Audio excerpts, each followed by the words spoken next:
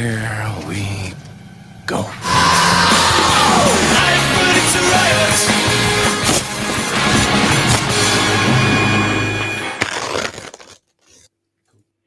G'day fans and welcome back to another exciting episode of Rip It Off Your Card. I don't know about you, Mr. Aaron, but it feels like I was only here 2 days ago on the screen with you. Oh, actually, I was on the screen 2 days ago with you talking about Star Wars Andor. The final episode is tonight. Why are you watching us? The season finale. How exciting is this? And you're standing here. This is people out there in video land watching us two, or me at the moment, Googling on. Mr. Aaron, what's the deal with that? Well, all I can say is the majority of people watch this on replay. So for the 3 people watching us now, it's relevant. And for everyone else, they're wondering what the heck you're going on about. How are you this week, Dags? I am plodding along. Mate, if it's not the final episode of the first series of Andor, it's episode 12, so it's the season finale, it's the crappy weather. Summer is almost upon us, and it is bucketing down rain, and it's freezing cold. I believe it's bloody snowing somewhere. What's the deal, Mr. Well, the winter woolies, dude. What's the deal? I don't know. Was it Monday? It was sultry and hot, and then there's thunderstorms, and it's freezing and raining today. I don't know. It is Melbourne, isn't it? That's just how we are here. Very, very good. Like Christy said, you guys live is better than something I can stream. Yeah, very, very cool. That's a good point. We are live. For those watching us in replay, clearly we're not. But for those who are watching us live, we are. Yeah, whatever that means. And it's all good. It's all groovy. It's all we're having a good time. We've got a good show tonight. We've got a lot of stuff going on. So hopefully everybody's going to enjoy themselves. We've got some news about the dinner tonight. You wouldn't believe what's happened regarding that. So if you're one of those people who's put their names down for the dinner tonight, which we'll discuss later on, if you don't know what we're talking about, then just sit tight. It will come up. It is a very, very groovy thing. So, Mr. Aaron, how's the store going? Last time I saw it, it looked like a nuclear device had gone off, and I assume that's still the case. Thanks for that promotion, Dags. Yeah, it's still looking pretty bad. We're still pulling truckloads of stuff out of that estate, and it has to go either in the store or into storage. And we don't have storage, so it goes in the store. Do you know what Tennille's sounding like? She's sounding like one of the women from Monty Python. You know, you're not down at that estate again, are you? I'm down at the estate. I don't want you bringing more back from the estate.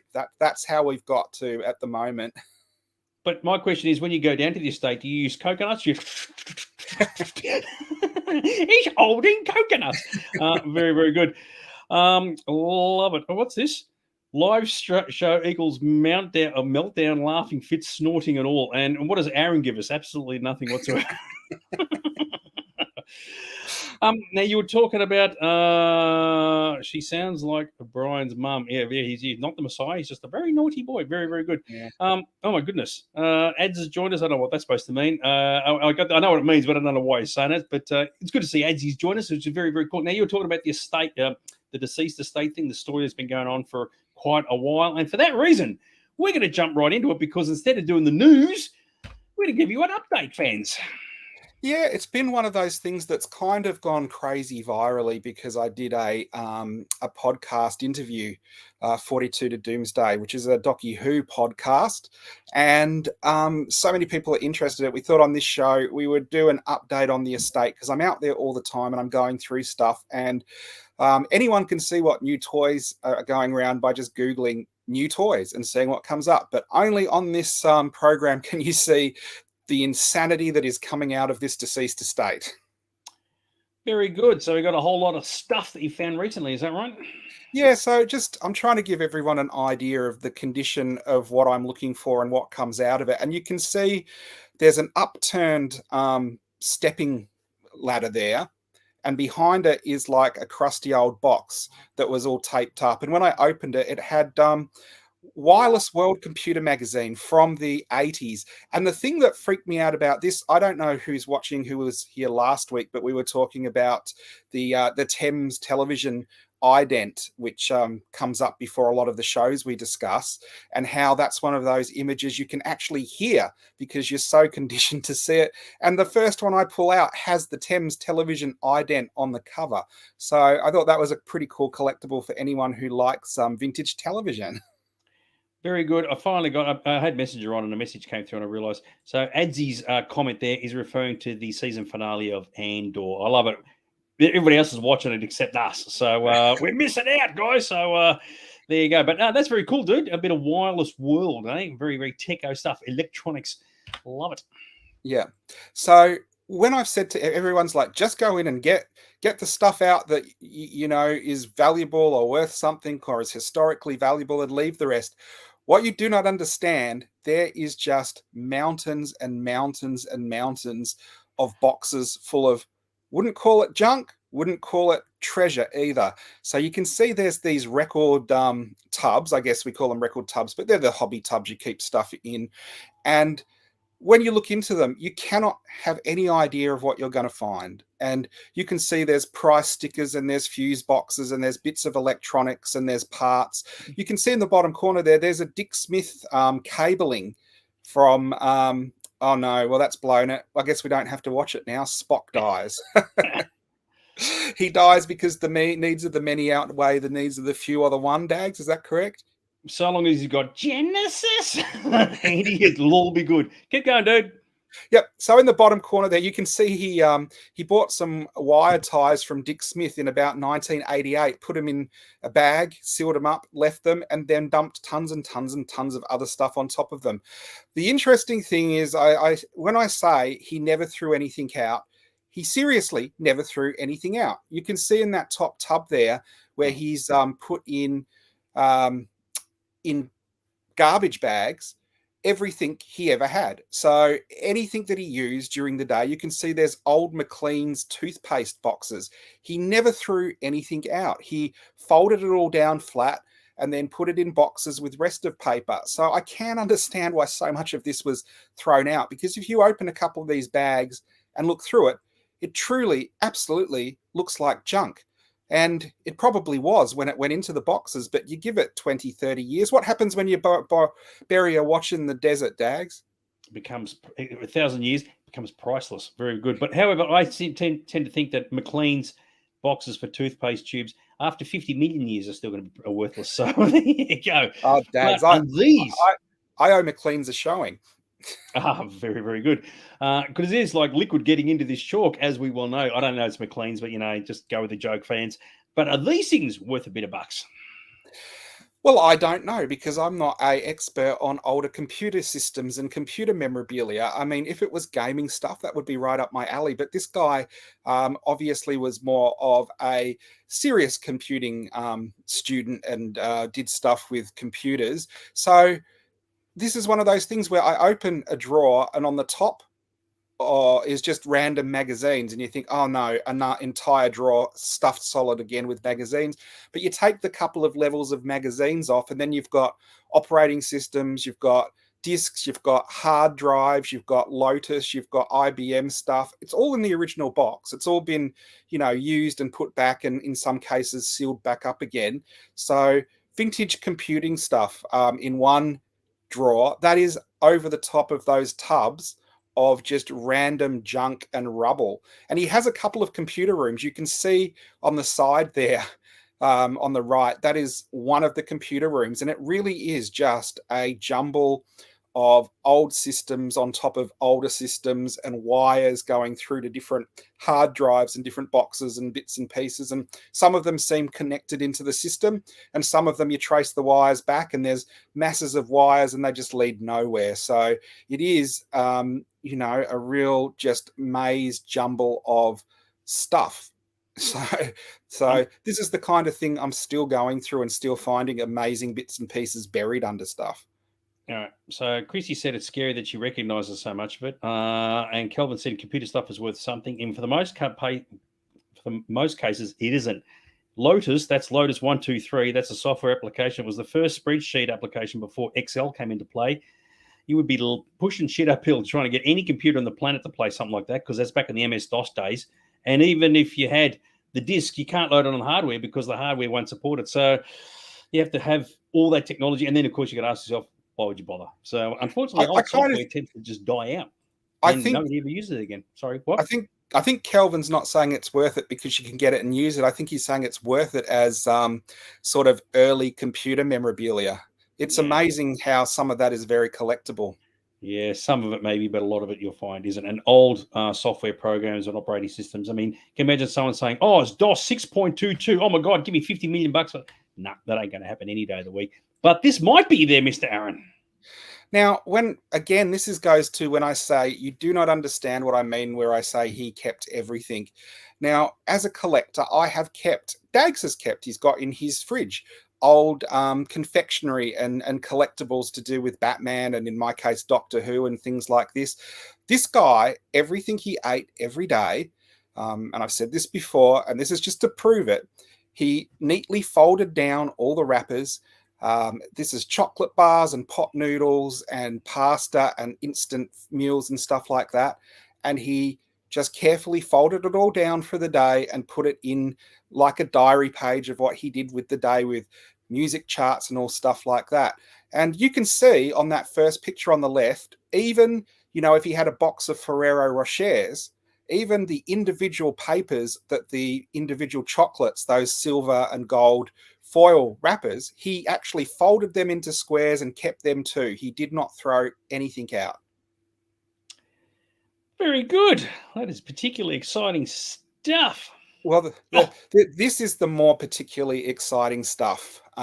You've got another room, and you can see it is junk and piles of mess up to about, I guess, shoulder height.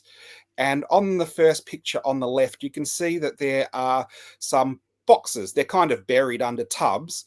And when I was first in there, they looked like boxes of old newspapers. But silly me, I didn't check all of them, because the one on the very bottom, with all that, it wouldn't be surprised if you found Jarvis or Friday somewhere in there. I wouldn't either. You cannot surprise me with what we've been finding in here now, because it's absolutely everything. But I was saying I didn't go through down to the very bottom of them the first time, because it was so much stuff to move. And you can see when I got to the bottom, one of the tubs wasn't full of newspapers. It was full of old reel-to-reel tapes and I guess audio stuff that's probably got some historical value to it. And you can see in the pile, I've pulled it out and put it, to the side on that first picture on the right. Then I've taken a photo of it, and then I've taken some of the items out and taken pictures. Now, some of the stuff there was recorded right back to 1968. Some of it is off-air radio.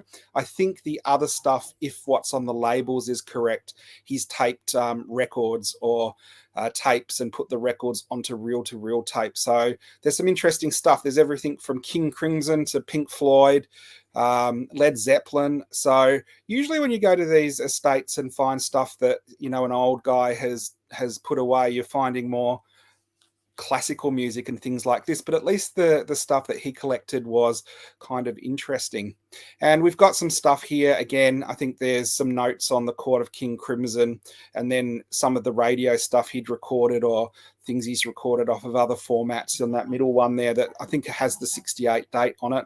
And then down the bottom there's other format tapes that I'm not sure. I think they're just 1/4-inch audio reel to reel, but I'm not sure what's on them. It's just a really interesting eclectic mix of different stuff. So this is all the stuff as I find it. I'm taking aside, and it's going up to the Canberra archives for them to make sure that it's played without getting damaged, and it's catalogued and goes to the correct either archives or right holders, or if it's absolutely useless stuff, they will probably bin it. I don't actually know if it is just stuff that's recorded off of something else, what they will do with it. Probably my favorite find was the Countdown magazines. And again, they're from the 80s. I just found a bag with 3 of them in.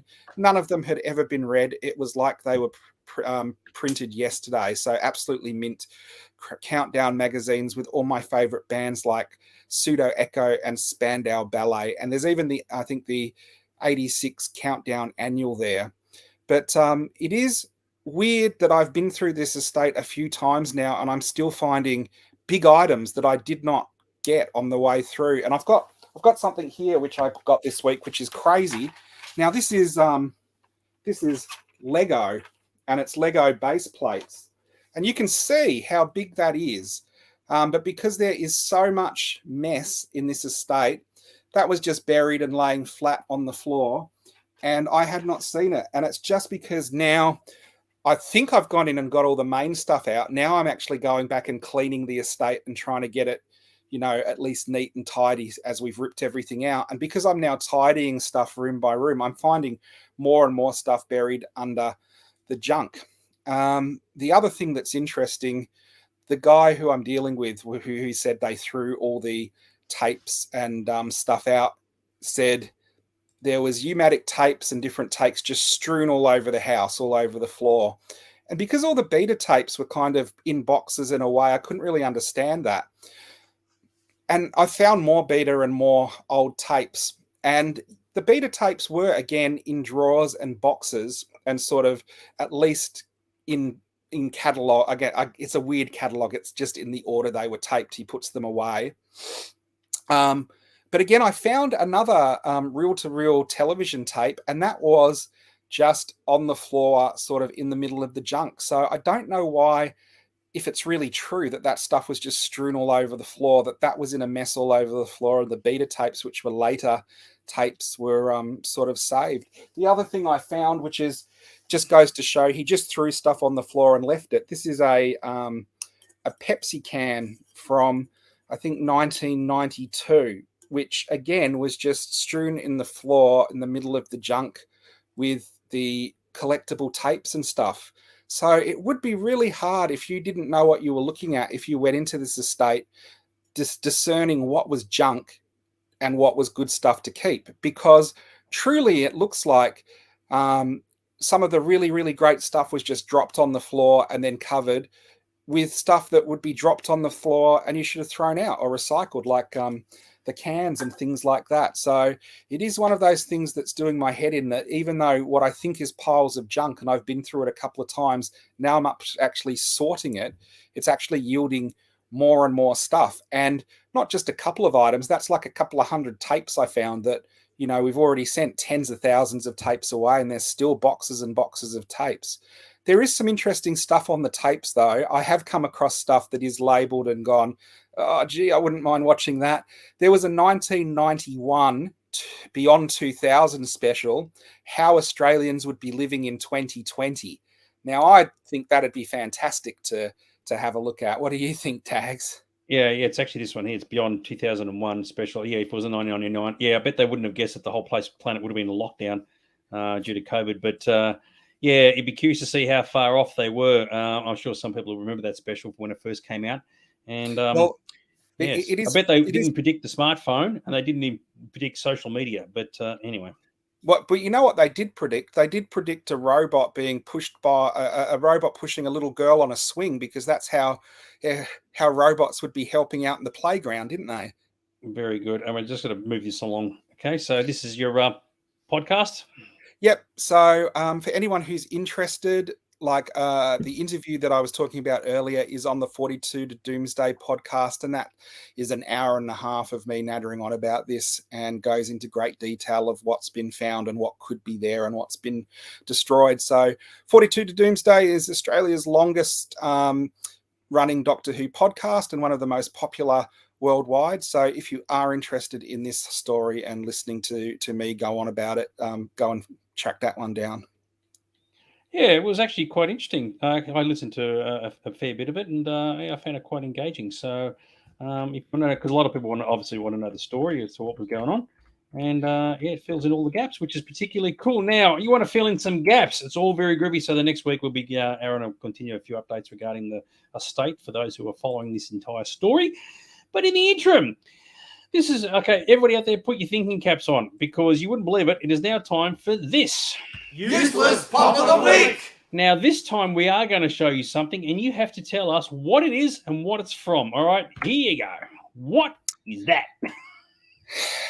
What is that? It almost doesn't look like a pop to me. It almost looks like one of those stop motion things you might have got in, Frosty the Snowman, or one of those old shows. It's got that kind of spindly look about it. I know we have a 10-second delay, so I guess people have got to be quick.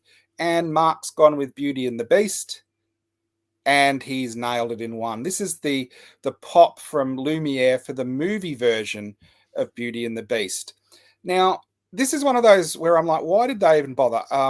firstly, he's a spindly character to begin with. So you have a pop that really doesn't look like a pop, and the head looks way oversized on this one. His dead eyes on this one look, it's like bulging out, and his head is almost about to explode. I cannot imagine this having much appeal to anyone, and you'd probably have to be a pretty hardcore fan of the movie to want this in your collection. What did you think of this one, Dags? Did you hate it, or are you not too fussed?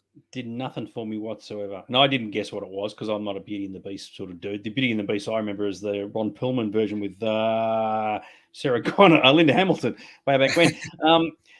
Yeah, I looked at it. Yeah, it's just naff. Yeah, doesn't work for me. Yeah. So they have done normal Disney Beauty and the Beast. And, I don't collect pops, but I think they are much more charming and much more appealing to collectors than the other one. I may be totally wrong, but I just think that is a nicer version of Lumiere. Yeah, look, even I agree with you. It looks a bit more appealing and it would probably appeal to kids, but you look at the previous one, it was like, mate, that is completely ugly which is not ideal. As you said, it's played by Obi-Wan himself. Oh, there you go. It's very, very groovy. So you can imagine this dude here saying, "Oh yes, the Force will be with you, young Anakin." I don't think so. Telling all the other mystical objects that they cannot attain the level of Jedi Master. Exactly right. All right, so that's all very, very groovy, very, very exciting. So if you like your pops, and I don't think anybody does, you're starting to run out of them in the store now, aren't you?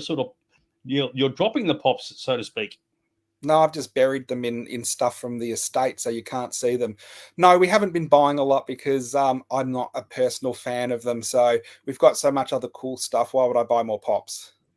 Can't argue with that. And speaking regarding arguing or something, Mr. Aaron has been getting into this.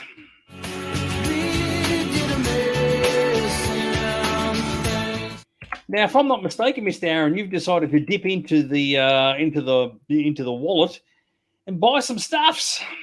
Well, do you know what? It's getting to the tail end of the year, isn't it? And I thought, you know what we need for the end of the year? We need a few cool things to review on this show.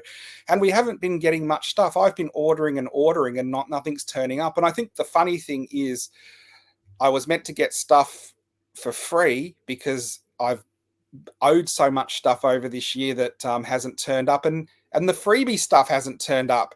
And I was giving them what I said, I'll take 3 cats that were $2.99 and they can wipe off my $260 worth of credit. And even they couldn't get their act together and them sent out.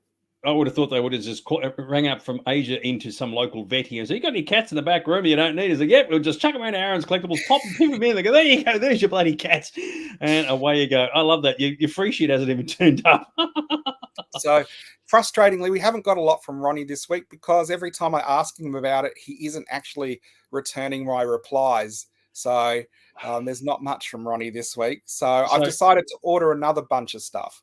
So, yeah, I'm going to say stupid users said, oh, well, in that case, I'm not getting anything, so I'm just going to order more. So now, remember, fans, you might be looking at these things and, oh, that is as cool as, I've got to get these for myself. The idea is there's no guarantee you're going to get them. So just be wary about the pretty pictures, and that could be just that. So just be mindful. You're such a pessimist, Dag. Look how pretty this picture is. And what I like, it says it's 1-to-1 scale metal. And I'm very impressed. Free is not in Ronnie's vocabulary. It's absolutely true. So the thing that does worry me about this is what I ordered. They say 1-to-1 scale metal. And then in the pictures below, 2 of them are obviously not metal. They're cheap plastic. I don't know if you noticed. Yes, Ronnie is ghosting us. Bad, Ronnie. Yeah, bad form. So at $12, though, I thought, you know what? I'm going to risk it to see if I can get a real metal Captain America shield. If I'm really lucky, it'll be made out of vibranium, won't it? Very good. All right. So it says it's a 1-to-1 scale metal shield. And clearly it doesn't look metal and it doesn't look 1-to-1 scale. But I like it 32 centimeters by 32 centimeters. That's only this big. That's not that long at all. That's the size of this ruler, actually. That's 30 centimeters right there. That's the other thing I highlighted. In one of them, it's 32 by 32, and the other one, it's 47 by 45 or something. So even on the same ad, they're showing different sizes to the same product. Very good. Poor Orosky, babe. He just typed out this enormous message, based on 2 segments ago. So we've kind of moved on since then. Rusky Babes. Sorry, dude. Yes, well, there you go. Now, if shields aren't your go, they clearly, as Aaron is definitely very fond of, got to whip out the whip, son. So this is sort of a Marvel versus DC. I've purchased 4 items, 2 from each universe, and we can see what turns up and which one are better. Now, this is a prop replica, Bad Ronnie, of Wonder Woman's magic. It's lasso lariat, yeah. And so this is the gold. Well, what I'm going to get is a gold piece of string, I know, but it's looking pretty cool. It's meant to be a full size one. The actual weave of it is a gold prop replica. You can see the bag it comes in, and you can see that it is pretty cool. And again, for $6, I thought that's not too bad. What do you think of this one, Dags? You're a freaking idiot, dude. Of course it's going to look good. That's why people buy the damn things, right? I mean, they always look awesome. It's like remember the McDonald's hamburger on TV. And to be fair, those McDonald's hamburgers in the photos and on TV, they look spectacular. And in real life, they're complete tripe. So, of course, as soon as you say that looks great, it's meant to look great. Now, what I was thinking you might get is just some gold thread. That's just gone to the local Spotlight and said, we'll just buy some gold thread, stick it in a plastic bag and piff it off to you. Mate, how can you argue with that? So when we get it, do you think you'll tie me up and make me speak the truth?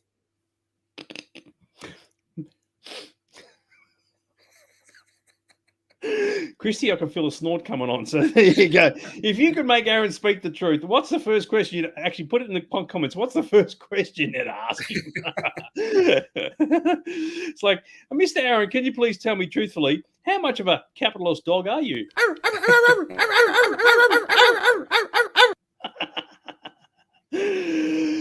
Post your questions there, fans, and we'll see what happens, eh? So, yes, very, very good. Good stuff. All right, so yeah, the whip looks good because it's going to be complete rubbish. That sounds so wrong. Of course it does. That's what's so good about it. Are you ostrich? Yeah, I plead the fifth on that. Yes, exactly right. Anyway, that wasn't. Hang on. Oh, here we go. Why do you put up with me? That even I would ask that question. Why do you put up with me? I'm say of the two of us, I'm replaceable. He's not. So I'm going to point over there. He's not. I just push buttons and just waste everybody's time. So the cool dude sits over there. Yes, very, very groovy. Now, the whip and the shield isn't the only thing you decided to pick up. You decided to go the ring, and off you went. Well, I'm really bankrupting myself this week. I got a prop replica of Green Lantern's ring for under $3. I thought that was quite good value, and it looks fantastic, doesn't it, Dags? What, you think it's going to turn my finger gold and all the green will wash off the first time it gets wet? Well, unlike the 1-to-1 scale Maltese Falcon, which was a Maltese budgie, and everything else, it turns up to be way smaller than what it's meant to be. The ring, you'd have to think, will fit a finger. So, yeah, even my pudgy fingers, it should fit. Yeah. So, of all the items, I reckon that one's likely to turn up and looking pretty okie dokie. So, but yes, very, very good. But for those who like something a little bit different. Oh, look, this is fantastic. This is like it's back. Well, probably, but still, for the price I got it from, that's not too bad. Now, this is a really cool Venom. I think it's a figure / statue. I couldn't really tell from the description. It doesn't look like it's articulated, but they called it a figure. And it's quite a decent size, and it's really amazingly detailed and looks fantastic. And I've had such a good run of good luck when I've ordered these type of things from the dodgy Chinese stores. I thought this one is truly going to turn up and impress me, isn't it? What can I say? You do wonder. I like this from Ange. Yes, a whips and a shield. Sounds like you're going to be doing some role-playing. Oh, Ange. You've never seen anything until you see Aaron or do a bit of role playing. Does it in the store all the time, don't you, do?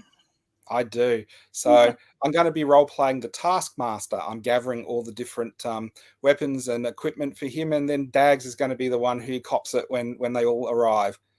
Love the sound of that. I like it from Kelvin. Yes, it'll be another one of the other lantern rings. It'd be really funny if it was the Phantom ring turned up. So yes, you'll be the ghost who walks all of a sudden. You don't have any faith. It's like you're imagining I'll order an Alice in Wonderland piece and a Jurassic Park would be sent and replaced. Or when you order I can't remember what it was, and a necklace turns up. Yeah, exactly right. I like it. I agree with Adzi. You put the ring on the ring on your finger, and it turns green after a while. And you got, well, they're going to go, and you'll tell Ronnie, he's like, dude, my finger's about to fall off, and he'll go, well, it is the Green Lantern. They kind of go hand in hand. Yes, indeedy, doody, didy. Very, very good. Good stuff. All right, so there was a bit of correspondence between Aaron and Ronnie. Ronnie, this is very, very quick. Aaron only had to ask a very, very simple question. It all had to do with the Captain America shield. Hi, Ronnie. I've just bought a 42 centimeter Captain America shield from eBay. That's wrong. It should be from AliExpress. That's me having a brain fart because I'm on eBay all the time. It says it's metal. Is it metal or plastic? Your pal, Aaron. So if the advertising says it's metal, you'd obviously think that Ronnie's going to go back and go, dude, you're a friggin' idiot. Of course it's metal, because it says it's metal. We don't bullshit in our promotions here. What do you think he said? Hi, Aaron. Just checked. Metal shield is very good plastic. All the best, Ronnie. That's bullshit. How can you say it's metal when it's not? And they'll say, oh, the original shield. They'll probably say the original shield was metal, but our version isn't. That is false advertising. That is blatantly lying. I think what you need to understand is plastic is replica metal. What? You're an idiot. Yes. Are you going to turn into the female Taskmaster? Well, when I'm working with him in the story, certainly a Taskmaster, that's for sure. So is very, very good. I agree with you, Colin. You'll just grab a ring from the cereal box. Yes, you do wonder what it's going to come about. Yeah, so the metal shield ain't metal. It's good quality plastic. Make of that what you will. 1-to-1 scale. So yes, very, very. It'll probably turn up like a saucer or something, like a cup and saucer sort of shape. Just this size, as big as that. Yes. Or it'll just be another. And it'll be 5 out of 5 review. 5 out of 5 from Ronnie. Sorry, go on, dude. It'll just be another stone dragon, won't it? Probably will be too. All right, so there you go. That's all the latest on the Greg King's cheaper things at the moment. Absolutely fantastic. Ronnie is a lie, and that's the truth. It's almost like a bit like Meatloaf's song, isn't it? Yes. Good stuff. Hang on. If you paint it right, anything can look metallic no matter how badly. Yes, I know. But there's one thing to say it is metallic, or one to say it's fake metal, and the other one to say it is metal. Anyway, the story never goes away. Faux metal. I think that's how it's pronounced. Yes. Exactly right. All right. So anyway, that's all very, very exciting. So that's one dodgy section completely out of the way. Now it's time for another one. And of course, it's time for a little bit of this.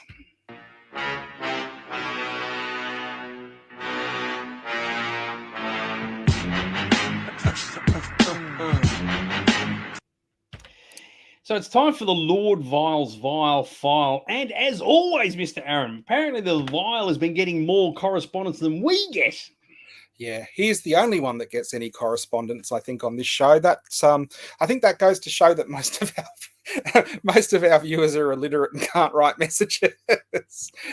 Which, sorry guys, I can tell you do, because the messages you get, but no one ever thinks about us outside of the show. I guess that's because everyone's here live, but we do have some people watch us on replay, and often they're the ones that shoot us a message and correspond, but mainly with the Vile. So it turns out that, like, for the past few weeks, Andrea has been posting all these comments about to the Vile, and we discovered she apparently lives in Perth. That's one of the reasons why she doesn't tune in live. But I tell you what, as we mentioned a couple of weeks ago, like, she's been watching back episodes of the Vile File, and I think, honestly, Andrea, I think you're kind of starting to lose a little bit. Dear Lord Vile, my dark master. I think I have checked out every inch of your old videos. And I love them all and rewatch them over and over. I did see on one episode that you showed an inappropriate Punisher figure that you missed the best picture when he is transformed. Now, so I had to go back and look and see what picture it was, and I found it. I mean, does anybody out there actually rewatch the Vile File over and over? I said, Andrea, honestly, maybe living in the West is doing something to your head. It is going to rot your brain. It's like watching reality TV shows or Love Island like 50 times. Don't do it. Get out while you still can. Jeez. And don't worry, Aaron and I have both checked out every inch of the Vile. Jesus Christ. All right, so the Punisher figure. Okay, let's get back to that, right? So this is what he looks like that we showed on the vial file. Is that right there, Mr. Aaron? Yeah, so here's the one we showed, which is pretty much an inappropriate figure for kids, just because of where the missile action is and where it fires from, and just the way he looks. But apparently, there's a transforming Punisher as well, and when you transform it, doesn't get any better, does it, Dags? This is the one Andrea sent. So where did Andrea find this? So I do think it's meant to transform into a firing gun. But the way that it has, with the Punisher leaning over forward and the barrel of the gun basically sticking out his ass, it's even, I would probably agree, worse than when the figure is transformed as a human. I looked at that and I thought, that just looks like a screwdriver, like a fillet. I totally agree with you, Christy. Stop encouraging him. I tell you what, Andrea, what are you doing to yourself? It won't end well. So, very, very cool. I can imagine Andrea's going to be in a situation where she's got to go to a special birthday or an engagement or something, or a friend's wedding, and say, I can't, I'm watching the vial. I'm thinking Andrea should be the first one of our viewers to get a tattoo of the vial.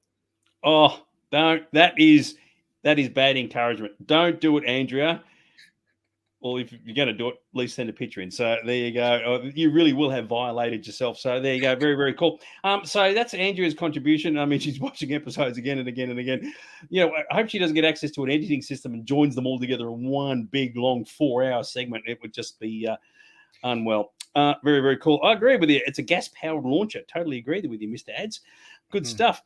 All right. So, but that wasn't the only correspondence we got this week, because our Sith Acolyte, level 3, who went to level 2 and then went back up to level 4, also sent something through. Is that right, Mr. Aaron? He did. He's sent a lot through over the last few weeks. Dear Master Vile, I have studied hard and frankly looked at some pretty bad websites to share content with you. Your dark acolyte, Alan Cole. P.S. Here is a cute teddy bear. I hope you like him. Very good. And before you get to that, Moneybags has said, yeah, it's pew pew, not poo poo. Yes, exactly right. That was the Punisher dude. But if you want to be punished, get a load of this teddy bear. What's the deal with that, dude? Well, he's got his hand in the honey pot and he's enjoying like tasty handfuls of honey, I think. Yeah, but it's the tongue sticking out of your mouth. I mean, I don't know about you. I'm going to stop right now.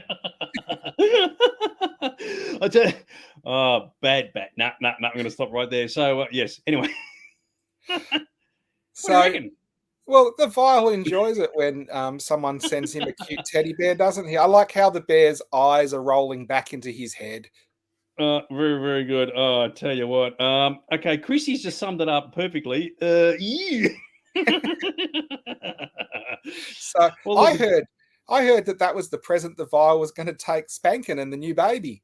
Yes, exactly right. So, yes, there's a bear in there. Definitely, as you can... it's a squirrel looking for his nuts.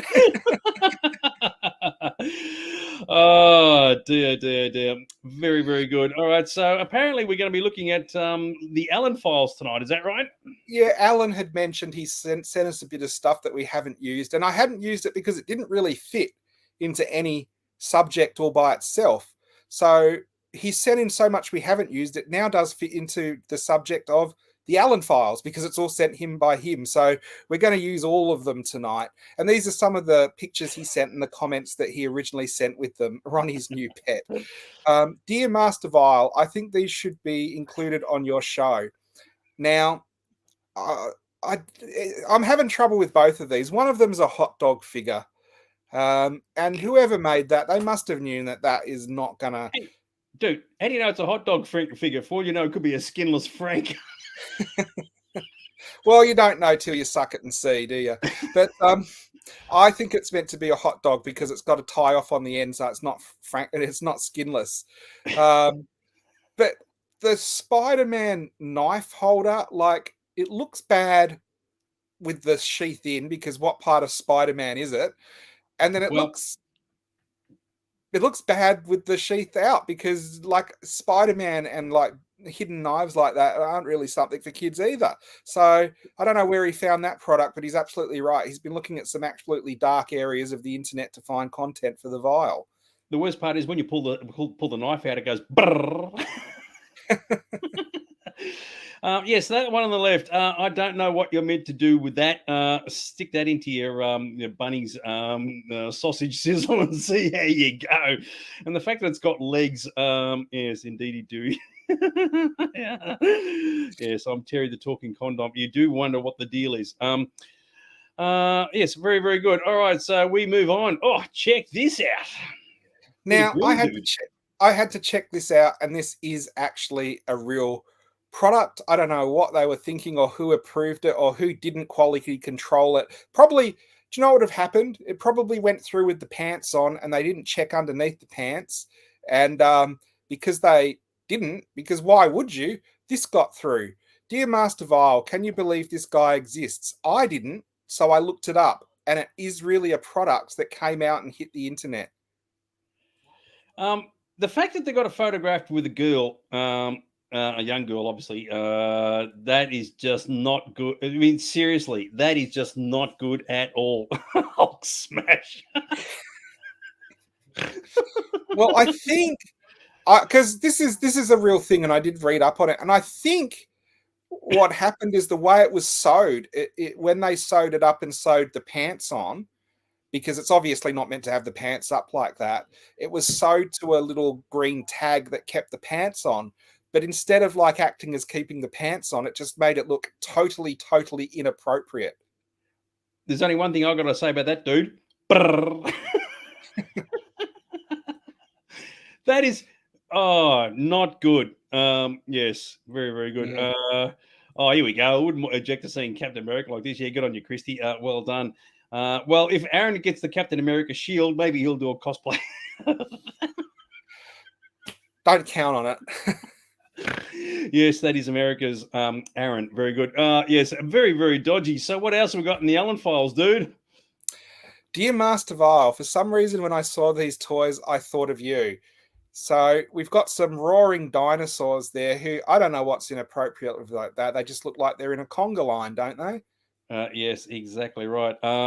Yes. Hey, kids, have a look at my Incredible Hulk. Well, you got to be green to be seen. What can I say? Hey, and you are right. The girl didn't look impressed. So, no. Very, very and good. Then we've got like a big dog with a little dog behind it as well. And again, I don't know. Like you can understand why these didn't make it onto the show on any subject by themselves because it's even too lowbrow for us, isn't it? Yeah, I mean that dinosaur there, he's just typically known as the double adapter, so it's all good. Oh dear. All right, very, very good. Very wrong. Hang on. Is Aaron Australia's ass? Oh, he's definitely that. If he's not Australia's ass, he's definitely Australia's this.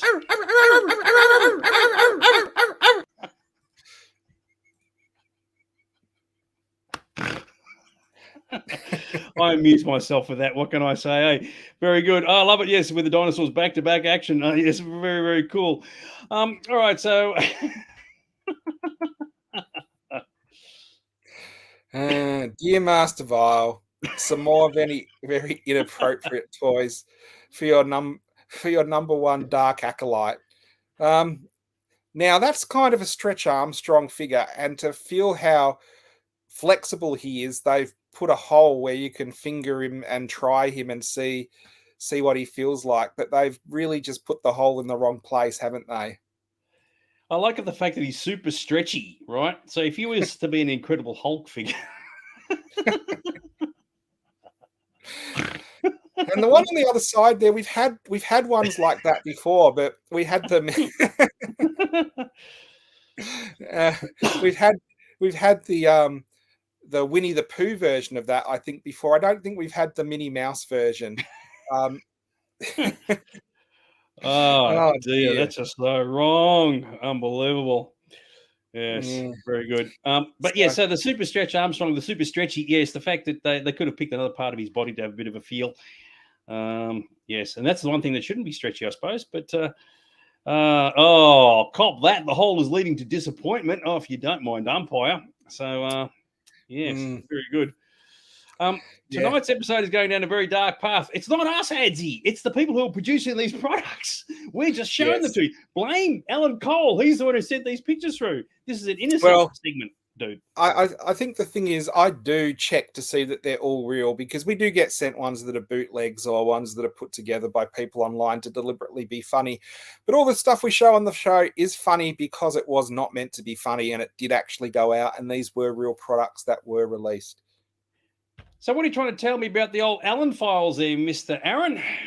Well, what I'm trying to tell you, and before they're violated, is there was a couple of pictures we couldn't show you. Like Alan, that one of the unicorns, just that couldn't even be on the show. But the vial has gone through the mailbag, looked at all of Alan's pictures, and has well and truly violated them. Absolutely fantastic. Well done, Mr. Allen. You are indeed a Sith acolyte, and you should be very proud of that, as you've discovered some fantastic things that has made this segment absolutely awesome. Very, very good. Oh, I love that one. Mini special seat. Oh, money bags. That's a bit rich. Cheapest. Oh, dear. Anyway, I probably shouldn't have put that comment up, but I just realized what I did. Anyway, let's move on before we get ourselves into trouble now. So now, Tom, you're going to say something? Yeah, the trouble is if you sit on that, you end up looking goofy. Absolutely love it. Very, very good. All right, so it's now time to move on to something exciting. All right, kids, put your bids in because it is now time for... Hang on, what? Rip it off the card now has morals since when? All right, now it's now time for a little bit of this. Ooh, baby, do you know that's what... All right, Mr. Aaron, so what are we talking about tonight? Well, because we've been doing Australian after-school shows, we're looking at some of the merchandise that was spawned from those shows on eBay. So it's basically Australian television memorabilia. Very good. And before we've even shown the items, Guy's gone for 90 cents and Angie's gone for 62. We haven't even shown what it is yet. And you never know, guys might be on the right money. Now, this is incredible. I don't know if the people watching know who Deadly Ernest is, but Deadly Ernest was, of course, Australia's version of Elvira, where he would come on before horror shows late night and introduce them, and is a bit of a cult figure in Australian pop culture. And he is very, very collectible because there's not much of merchandise that comes out featuring Deadly Ernest. I barely remember him because I was quite young when he was on. Do you remember Deadly Ernest, Dags? No, I don't. But Rusky Babes will be banging on the keyboard like you wouldn't believe, because he was a huge fan of Deadly Ernest, and Ralph Baker played the Melbourne version. And he's like, he'd be absolutely, oh my God, mate, got these facts and figures for you. But yes, very good. As Rusky Babe said, as seen at Con 9, which is very, very cool. So this is, what is it, a 1971 issue magazine there, Mr. Aaron? Yeah, so quite a rare item. There's a lot of people that collect Deadly Ernest, and you never see any merchandise turn up. There was a doll, and there's only a couple known to exist. And there's cast cards, and each state had a different Deadly Ernest. So you can collect ones from different regions of Australia. So this could be quite an interesting item to see how much it went for. Exactly right. All right, Moneybags has said 15. Colin's gone for $5.50. Christy has gone for 17. Okay. Rob has gone for 300. Adzi has gone for 25. And Kelvin has gone for 20. And so this is the South Australian version. So they had different people for different states. Headley, Cullen. So it's actually obviously the Adelaide edition of this, which is particularly cool. Ads has said that Beck has gone for $2.50. Mark has gone for 100. Greg King chucking in the $2, mate. What do you reckon, Mr. Aaron? Oh, hang on. And Rusky Baby obviously said 75. What do you reckon, Mr. Aaron? Well, what I'm going to say is whoever listed this made a big mistake by not putting Deadly Ernest in the actual title of the auction. Yeah, exactly right. And you do wonder what kind of article, I mean, he's on the cover, what kind of article was actually written inside. Anyway, TV Guide, Australian Vintage Magazine, number 562, May 9. Oh, it's actually around my birthday. 1971. All very good. How much you reckon went for? Went for a whopping $20, mate. And look at that. Kelvin's are right on the money. Get 1 cent back. Well, if Kelvin had won it, I would have wrestled it off of him. That is a piece I would have absolutely loved. And $19 is insanely cheap for Deadly Ernest merchandise. It is really, really desirable, and you never find it. And that magazine looks like it's in absolutely amazing condition too. So whoever listed that obviously is just listing magazines, but they're not putting the actual words people will search for in the title or the auction. Yeah, they may not have known of the significance of the Deadly Ernest thing. So, yeah, I guess You are right. Experienced people tend to put in all these different words just to ensure that they end up in the search engines. But anyway, it wasn't to be. $20 it was, and somebody was very, very happy. Let's see about this. Oh, go the squiggle. Ah, here's Mr. Squiggle. Lots of fun for everyone. Here's Mr. Squiggle, the man from the moon. So everyone knows Mr. Squiggle. Anyone who grew up in Australia knows the puppet with the pencil for a nose that could draw things upside down, and you could send in your squiggles, and he would turn them into amazing works of art. This is a really nice looking Mr. Squiggle doll. What did you think of this one, Dags? It's quite good. And we've actually seen Rusky Babes and a couple of other people here have seen live Mr. Squiggle. I mean, obviously the puppeteering, get a squiggle and actually draw a picture out of it, doing it for real. So it wasn't like set up just for the show. Yeah, that looks grouse, dude. That looks really, really good. It's one of those things. When I used to watch Mr. Squiggle, did he really draw with his pencil, or was there some trick to it? Because it never seemed like he had enough weight to draw. You know, it's a pencil. Though I digress. We should go into the bids, shouldn't we? Yeah, I know what you're saying, because there's no pressure against the paper, but we know why he did it upside down, because the puppeteer, Hetherington, I think it was, Norm Hetherington, I think, was actually above him. All right, so what does everybody think for this? Where are we?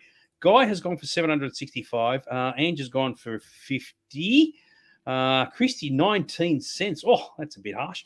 Colin's gone for 250. Rob's gone for 155. There were 19 bids. Don't forget, kids. 265 from Rusky Babes. Where are we?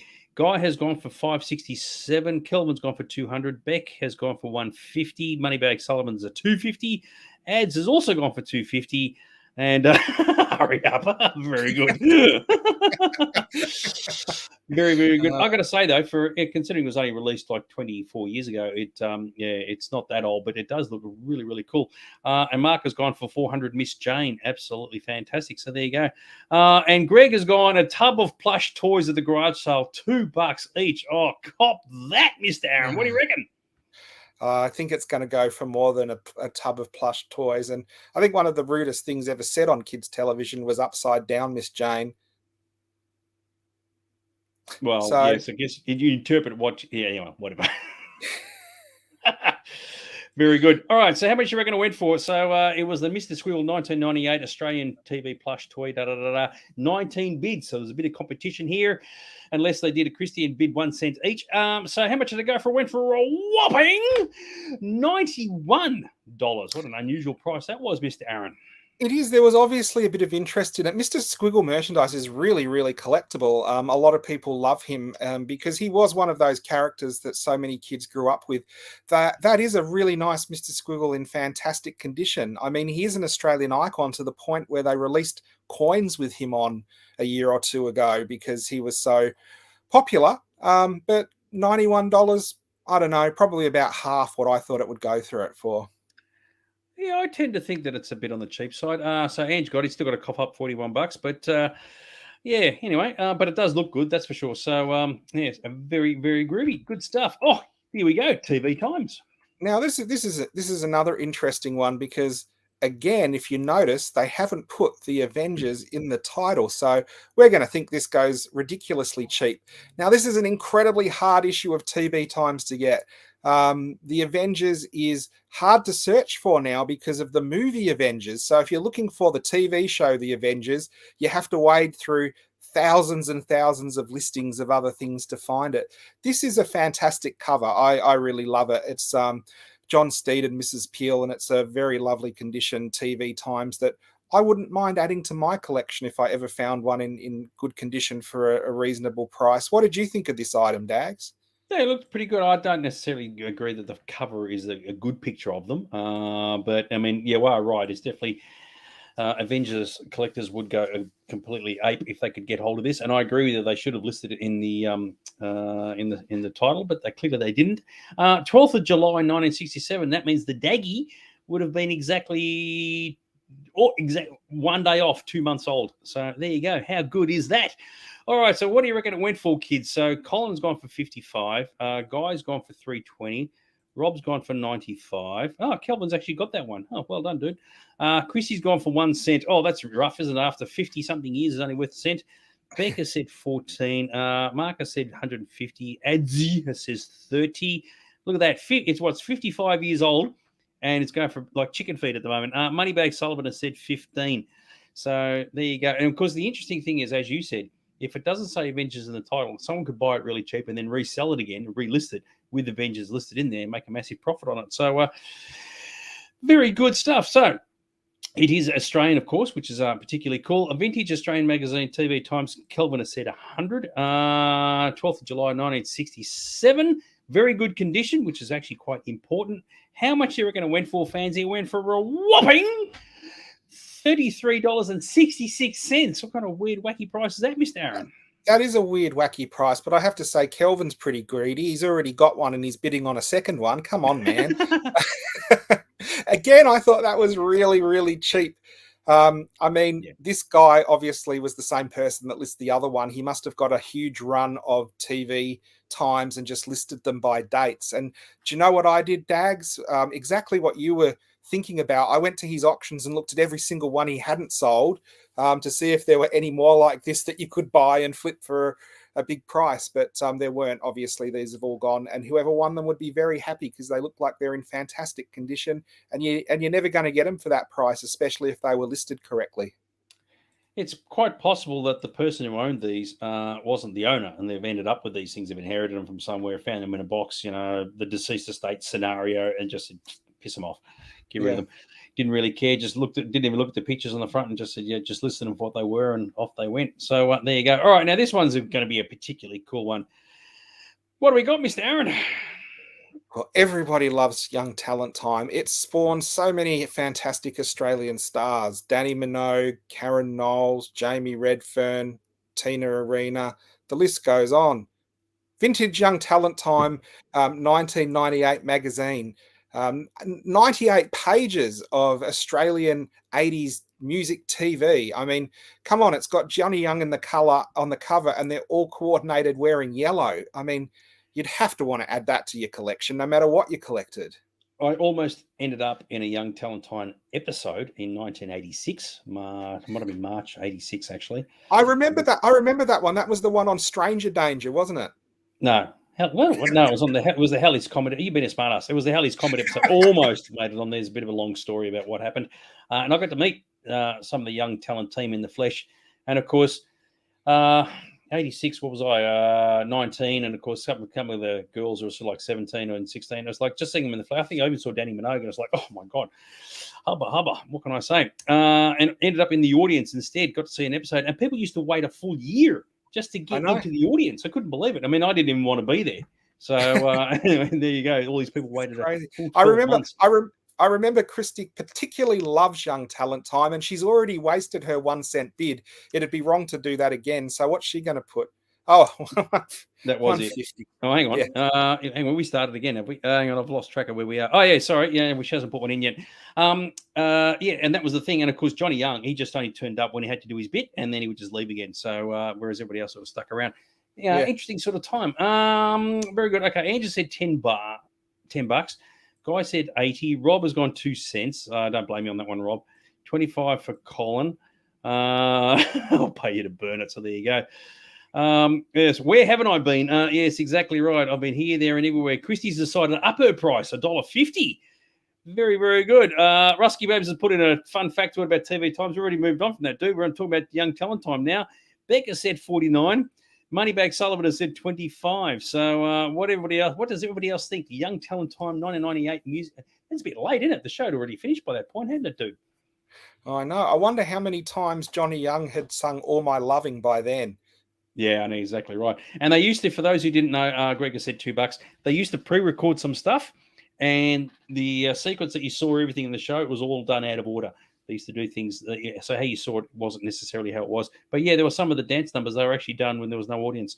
So there you go. Spoiler alert. How good is that? All right, so what does everybody think it went for? Marcus said 50 cents.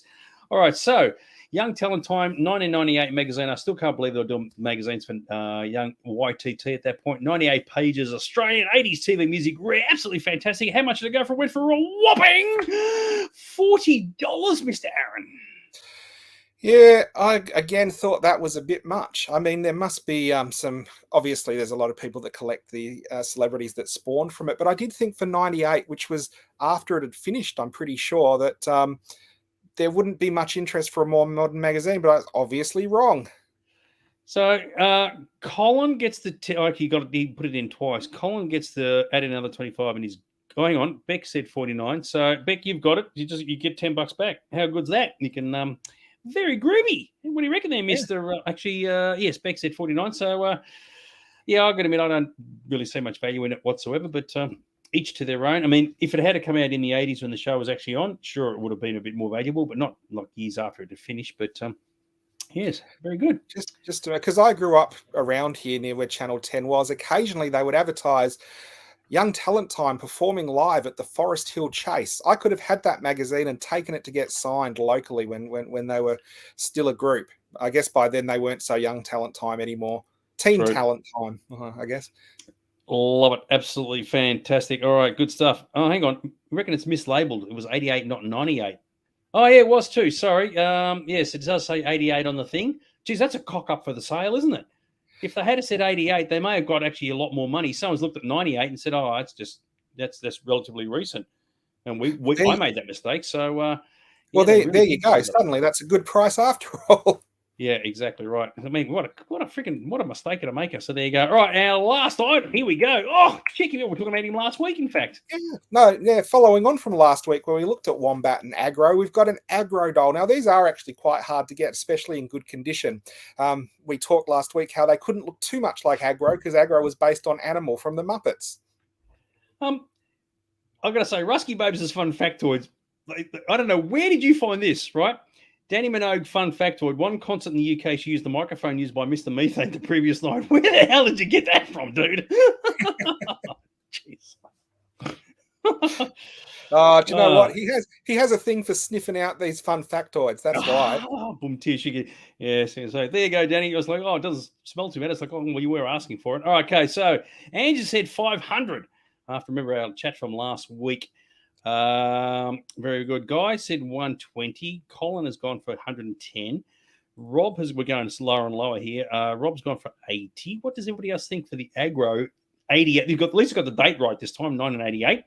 What does everybody else think? Get stuffed Aggro. I like that for $10. Moneybag Sullivan has said 150. Chrissy's gone back to the 1 cent. Absolutely love that. Very good. Adzi has said 35. Mark has said 150. What does everybody else think for the vintage 88 Aggro plush toy? And if you want to restyle it, you can make an animal out of it from the Muppets. How good is that? Yeah. So there you go. All right. So what do you reckon? What does everybody think? 1988 Aggro plush toy, Australian TV networks, blah, blah, blah, blah. He's stuffed. He really is stuffed. I'll tell you what. It went for a whopping $138, Mr. Aaron. So these usually go for about $150. So that was pretty much on the money. I would have bid 150 and you might get it or you might get outbid. So anyone who was around that was pretty close. So Moneybag Sullivan and Mark get to tear Aggro apart or tear him a new one, whichever floats your boat. Yeah, so there you go. So that's not too bad at all when you sit and think about it. So very, very good, Mr. Aaron. What do you think? Yeah, I think that was a good look at Australian icons, and it just shows you some of these things we go see for thousands and thousands of dollars. But if you collect Australian shit, you don't have to put your hands that deep into your pockets. Indeed, you do. And we've seen from teddy bears what happens when you stick your hand in your pocket. Remember, Confucius say, man with hands in pockets not necessarily looking for change. Keep that in mind. And with that, it's time for a commercial. Now, guess what, kids? Remember how, like last week, in the past couple of weeks, we talked about the particular Matthew Flinders Hotel get-together to celebrate, Sci-Fi Zone and rip it off the card and all the rest of it. And you're invited to the special Christmas dinner on December the 17th. Well, guess what? It's sold out. How's that? So it didn't take long at all. So we had space for 20 throbbing nerds, and 20 throbbing nerds shall be attending. What do you reckon of that, Mr. Aaron? I'm absolutely flabbergasted that we've managed to fill a table of 20, but we have. So there you go. That was the biggest table they had. Very, very good. So what we shall be doing, well, Ange, I don't know why we told you about it 2 weeks ago. So you're a bit slow on the uptake, son. Yes, so for those who have actually booked a polls, we should be sending you details closer to the day as to where you got to go, because not everybody's been to the Matthew Flinders Hotel before. If there's one thing we do, the if there's timing one and thing stuff. we do well, it's tell you where to go. Indeed, that's why. Yeah, exactly right. I never used to get lost because everybody told me where to go. Very, very good. Forgot who to message. Us. Who else you going to tell? It's not with don't tell your next door neighbour. You tell us. Oh yeah, slower than a wet week there, Mr. Ange. So there you go. Very, very good. And as yes, I was going to put the name. What is it with people just slacking off? What you know what it was, dude? Everybody thought we've got plenty of time. No one's going to want to come and sit with us, join us for a gas bag and a dinner. So there you go. Will dinner cost $2? Well, if you go for a bucket of chips, it probably will. Very, very good. Now, before we get on to our next bit, don't forget, fans, those who don't know already, make sure you check out the old socials for Sci-Fi Zone, for good old Twitters and Instagrams, all the latest stuff that's going on for those who don't just watch this show, want to know about other things. And, of course, if you're looking for the greatest aggro stuff and young talent time stuff, don't even bother going to Aaron's store because they got none. Well, we actually do. We've got Young Talent Time trading cards. So if Christy, you want to come down and grab some of those, I'll trade you a Tina Arena for one of your Jamie Redferns. And we also do have aggro stuff. We have some of his Burger King meal figures, but I'm not quite sure where they are at the moment, but I know we've got them. But we have a wide range of everything from Doctor Who to Star Wars would be a good way to describe the shop, don't you think, Dags? Absolutely fantastic. So if you get a chance, make sure you go down to good old Aaron's Collectables and check it out. Very, very cool. Good stuff. Good. All right, now it's now time for our feature presentation, and we're carrying on from last week and the week before because we're talking about the old after-school TV, Mr. Aaron. Yeah, we've done this for 3 weeks, which is unusual for us to change subjects, but I've had so much good feedback from people coming in to the shop saying, oh, it was amazing. Can you talk about this? Oh, what about this one? We remember this one. And we hope, we're covering so many different subjects. It isn't all on the one thing at the moment. So hopefully there's something for everyone. So we're looking at part 3 of stuff we came home to watch after school. Very good. And regarding the venue, you are right, Mr. Ange, the week before no, it's 2 weeks before us is when all the fan clubs are having their Christmas party. So it's all very groovy. So if you don't get to go to us, at least you get to go to that, and it's the next best thing. You can actually visualize where our table will be in 2 weeks' time. It's going to be absolutely rocking. So we're kicking it all off, and we're getting started, Mr. Aaron. I was just going to say, how this is going to what? Just going to say, we're cooler because we're the after party. Love it, absolutely. There you go. Very good. I'm going to do a YTT closing. Absolutely fantastic. All right, so we're going to kick this off. I don't know how this is going to sound with a little bit of this. You believe that anything can happen. You believe that anything is possible. Then you belong with me. There you go, Mr. Aaron. Bit of the old Simon Townsend's Wonderworld. The Simon Townsend's Wonderworld is an interesting one. I remember it. I really like Simon Townsend's Wonderworld. I did not realize it went for as long as it actually did go for, though, with 1900 episodes and from 1979 through a whole decade of craziness with Jonathan Coleman and Edith Bliss. Do you remember Simon Townsend's Wonderworld, Dags?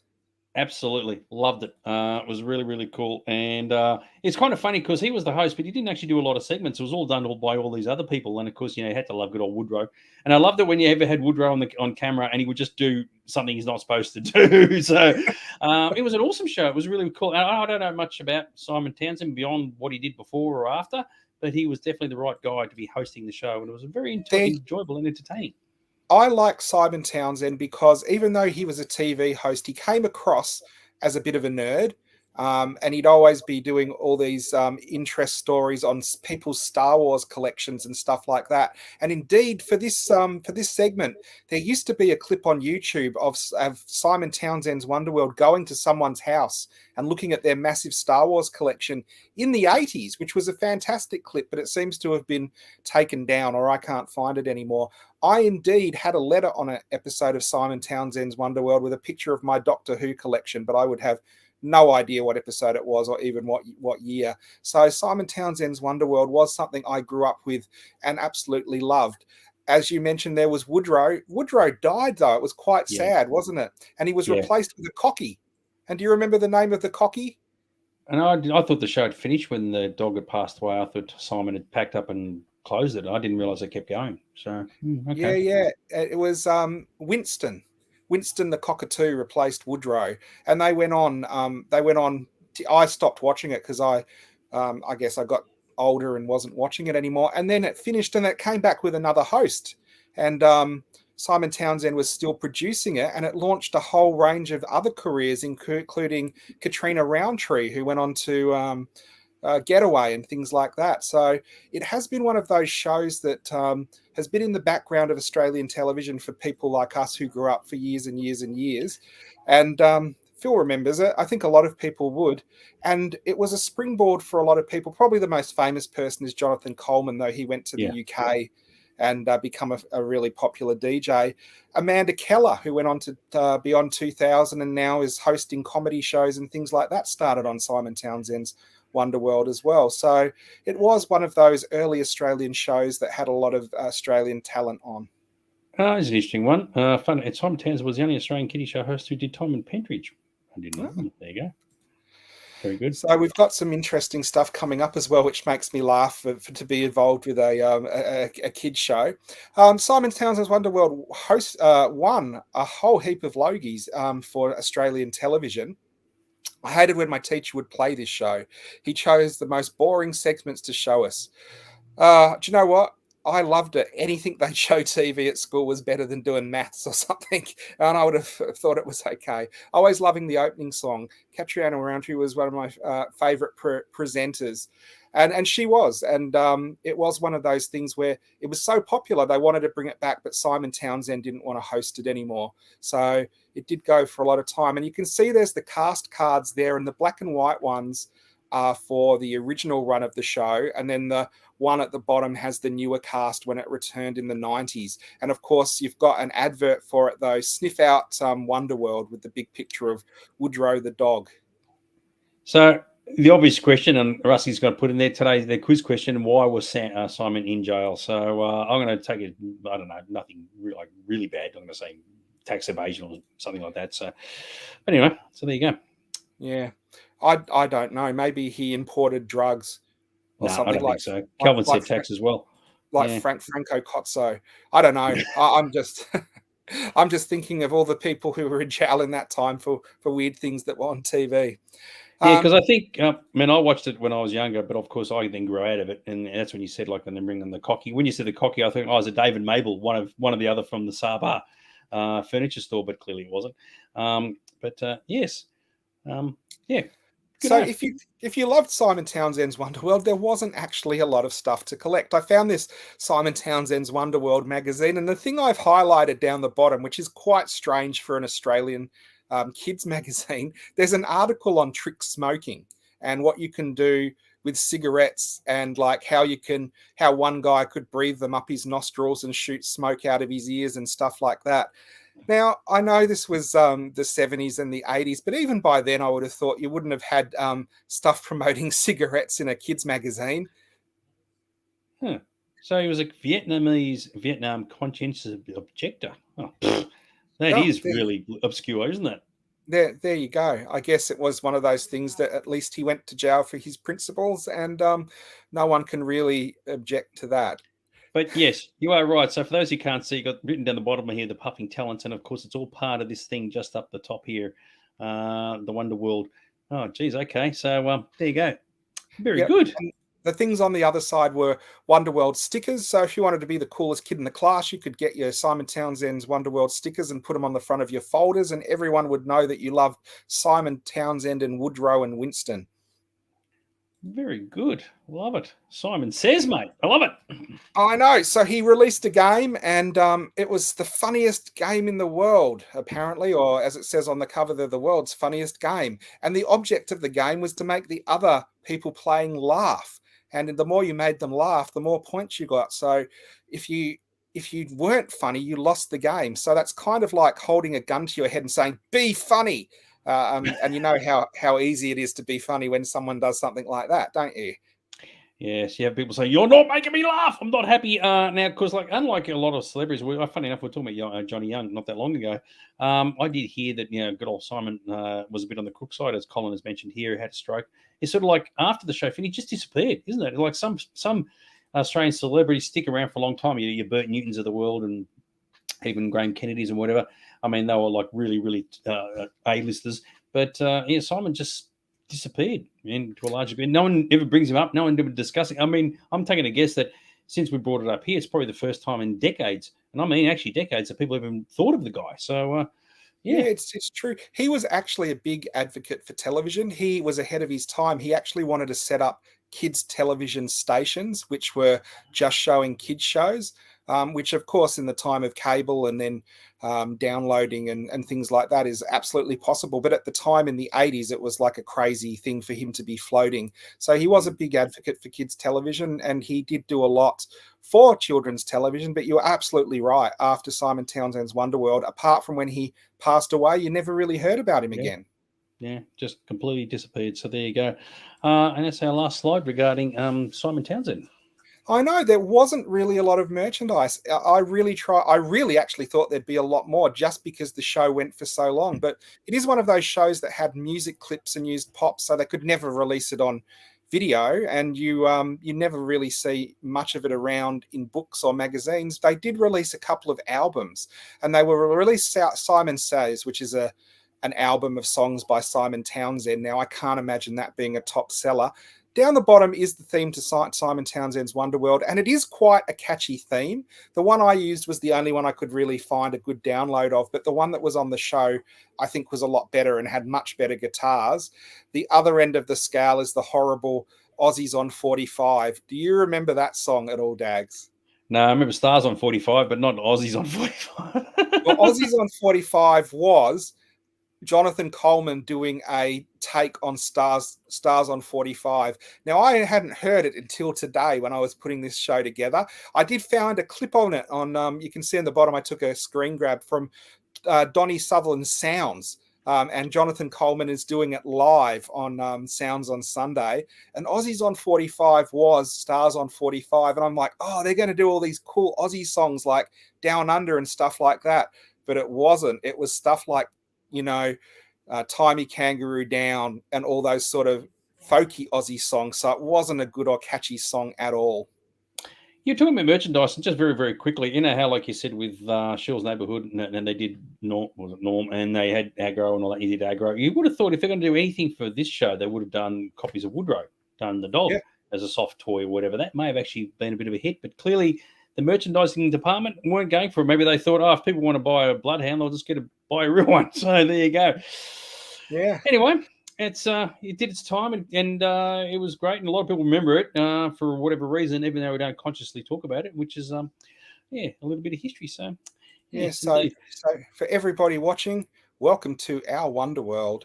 All right, now we move here. Well, that's exactly right. Yeah, Aaron and I's Wonderworld. This moves ahead a couple of years, and this was an absolute corker for those of us who watched it. This is the intro theme as well. The following program contains naughty bits. But before each naughty bit comes on the screen, you'll hear this warning sound.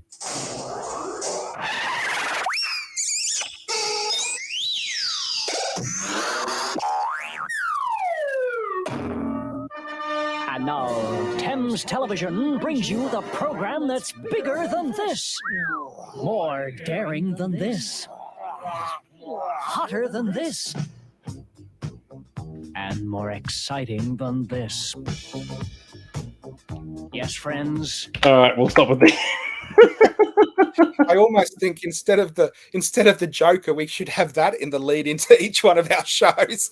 But how unbelievable is this? This was television for kids after school. The Kenny Everett show, it was friggin' fantastic. And I'm with ads. We're going to show pictures of this too. Hot gossip. As a young kid, licking the TV was the go. It was like, and you can call it as sexist as you want, but as a young teenager, that was like, oh my God, I've got to watch the show just for this. And we'll be showing pictures of it in a few ticks. Kenny Everett video show. Absolutely fantastic. I love whenever you saw hot gossip, you were Kremen.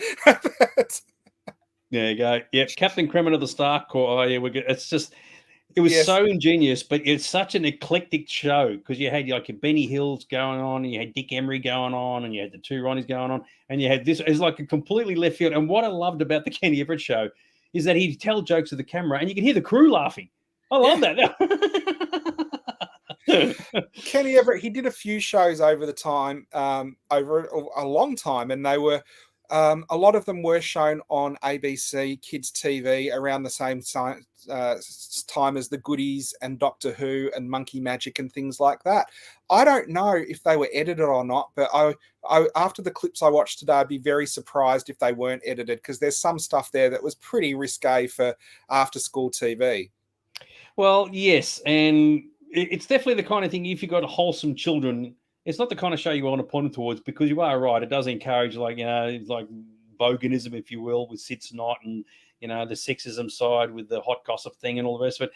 But it was just so damn fucking funny. That was the best part about it. It is still very funny, and it's another one of those things I often do wonder, where you go, that was hilarious. You could never do stuff like that these days because it's too, politically incorrect or whatever. You go, Oh. we do lose a bit because of that. Singer Sarah Brightman started off as a hot gossip dancer. Well, we're going to take a look at her soon, aren't we, Dags? Yeah, exactly right. If you remember the sequence which he's doing the takeoff of Barbara Streisand, and as she's singing, the nose gets bigger and bigger. It's this enormous prop of her nose. Oh, yes. Absolutely loved it. So, yes, good old Kenny Everett show. You got to love it. And Criminal of the Star Corps, which, of course, was a radio play as well as a cartoon. Absolutely fantastic. And I remember he came out to Australia, Kenny Everett, and he was on the Mike Walsh show, right? And he appeared on that. And apparently Mike Walsh said later on the guy was unfunny, didn't like him. He thought it was a real turtlehead. And it was like, it's a bit rough, but eclectic taste, I guess. There was some of his fantastic characters there. There was Gizzard Puke and Sid Snot, the two punks that he used to do. And there was a few others. But my favourite was the Gunge Machine. Do you remember the gun? Yes. Yes. Does he have the necessary 31 points? He's got 30 points, 3 questions right, 10 points each. Has he got the necessary 31 points to avoid the gunge? Yes. Now here's a question for you. Sid Snot's girlfriend, what was her name? I can't remember. I think it's Deirdre. Because remember the time he had to go shopping for her, and she says, she sees a dress in a window. So he gets out a brick and smashes the window and takes it. Then she sees a handbag, and he smashes the window with a brick and takes it. Then she sees a fur coat or whatever. And he says, "What do you think I am, made of bricks?" Well, I remember he used to stand there and throw cigarettes. Yeah, cigarettes in his mouth, and he never catch one. And I remember there was one show where one went in, and he stopped the whole show, and he goes, "Oh, I got one," because it stunned even him. So that is good memories. I still remember that from all those years ago. Absolutely loved it. Yeah, very, very cool. So Kenny Everett started life as a DJ on BBC and got himself banned pretty quick, and was on pirate radio and different things. And you know what happens when you get yourself banned on the BBC? You get a show. So he failed upwards, I guess, but it wasn't really failing. He said some particularly, it was a spoonerism or something about the Queen. And I guess if you insult the Queen on the BBC, the House of Commons is going to start talking about it in Parliament, and soon you're going to be taken off the BBC. So you can see him there as a DJ, and then to the right, he was given a TV show, and we saw the introduction to the Kenny Everett video show, and he had the Kenny Everett video show, the television show, the video cassette, and on and off Kenny Everett was on television for more than a decade. And one of our favourite things, Dags and I have both spoken about it, is of course Captain Kremen. So do you remember when he had electric meat? It's neat. It's neat. It's ever such a treat. It's electric meat. It was actually a steak with the 3 prongs plugged into the wall. He's trying to cook it. Well, there is so many. And the thing with Kenny Everett, he has a lot of characters that people I think ripped off on different shows, and people don't know that Kenny Everett did it first. I don't know if you remember Reg Prescott, who was the DIY handyman that basically would cut all his fingers off and kill himself every single episode trying to do home repair. And I remember seeing other people do that. And it was never as good as Kenny Everett did it. But he had a lot of characters. But one of the things we both loved about Kenny Everett was Hot gossip. hot Yes. gossip. And I think this is why they had to have the warning about naughty bits at the start of every show, wasn't it? Yeah, so for those who never saw the show, I don't know why they even did this. They had a bit of a dance number, very provocative with the women, not really so much with blokes. And I don't know if they knew that their target audience was teenage boys or whatever else. But I tell you what, it's just something you did not see in any of the other shows. And of course, you wish you had your favourite girl. You know, just be honest about it. I mean, I was a teenager. I was like 12, 15 years old when this was on.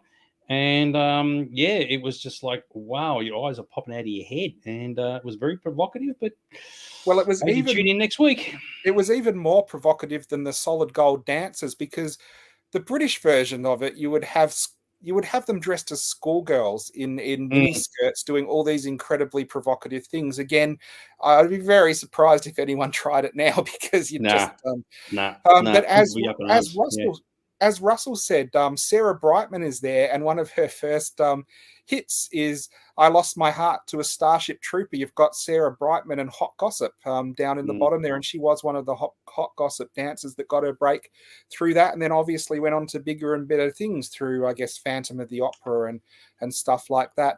So Hot Gossip, there was probably as much merchandise with records and different things with them as there was for Kenny Everett. Now, there was a little bit of merchandise for Kenny Everett over the years.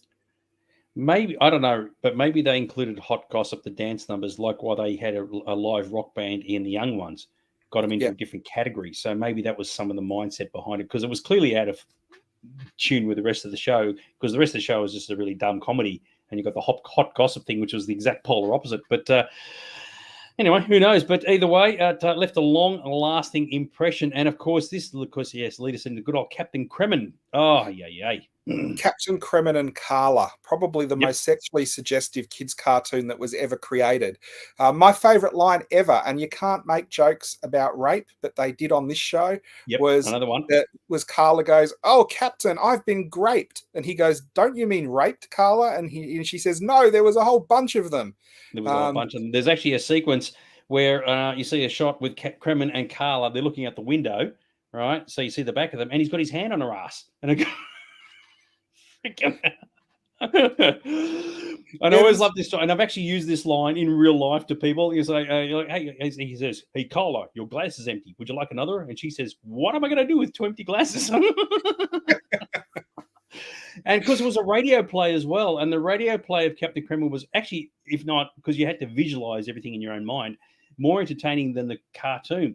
But either way, Kremen came across as being the super cool dude. He's just like this king of the universe. Right, and Carla's the really hot sidekick, and he's complete dipshit. And it's like, I think everybody just dialed into that because it was such a different way of looking at a space hero. It was ingenious.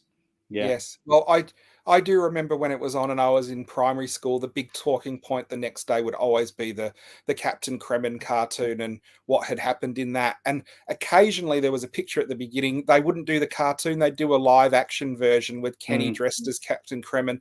And we were always really disappointed when that was that was on, because we preferred the cartoon version.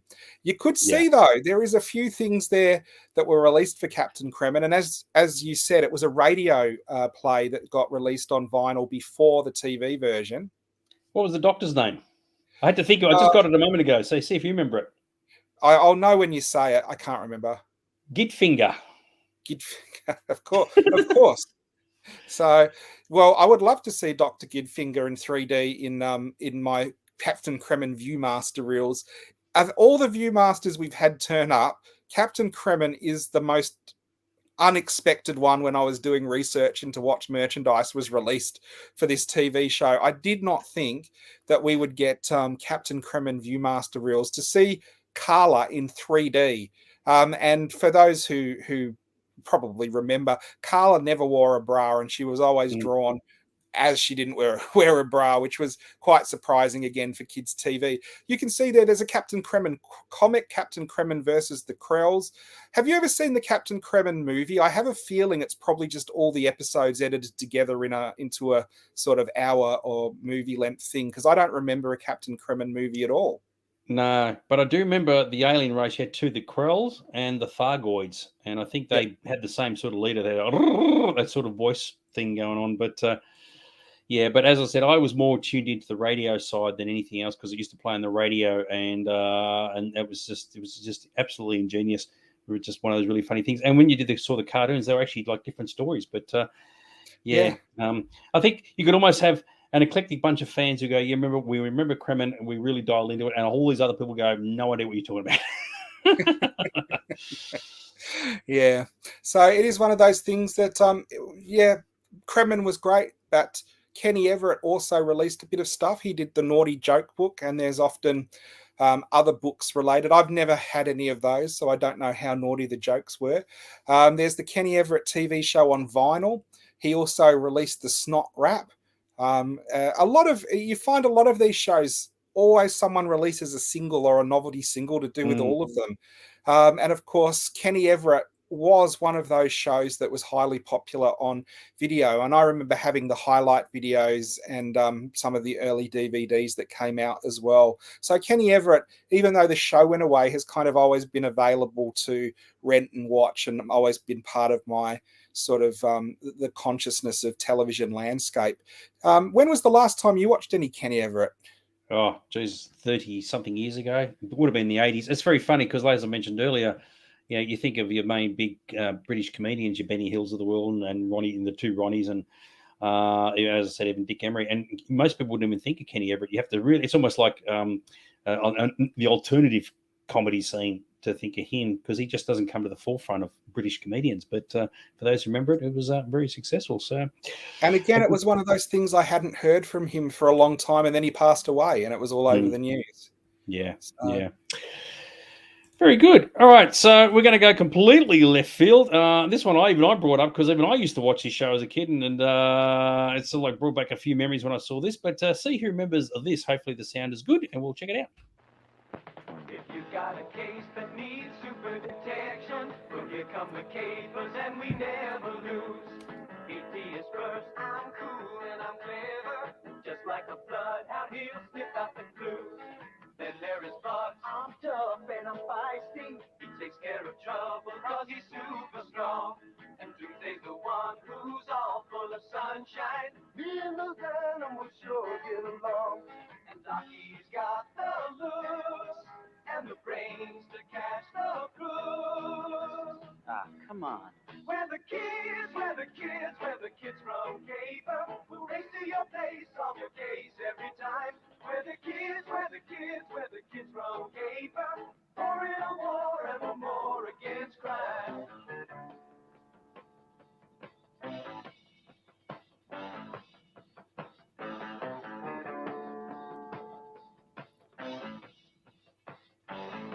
I think that was it. So, yeah, Kids from Caper, dude. This is a really interesting one because I remember the theme to it and not much else. It must have been on when I was pretty young. Now, because we were doing this show, I actually watched an episode of The Kids from Caper. And what I didn't know was, in my memory, the show The Monkeys and this have been mixed together. And I actually remembered The Kids from Caper, but it's very like the Monkeys TV show. Now, I thought when we were watching The Kids for Caper, it was going to be more like the Hardy Boys or something with the secret missions and stuff.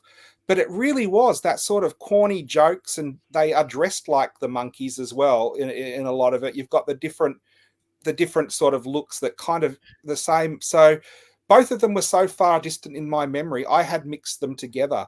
Do you remember this pretty well? I do, but I don't, because I looked at that and I thought, why did I even watch this? Because it's the four dudes. I thought there was a girl involved, but there isn't, and maybe they bring girls in as guests or whatever.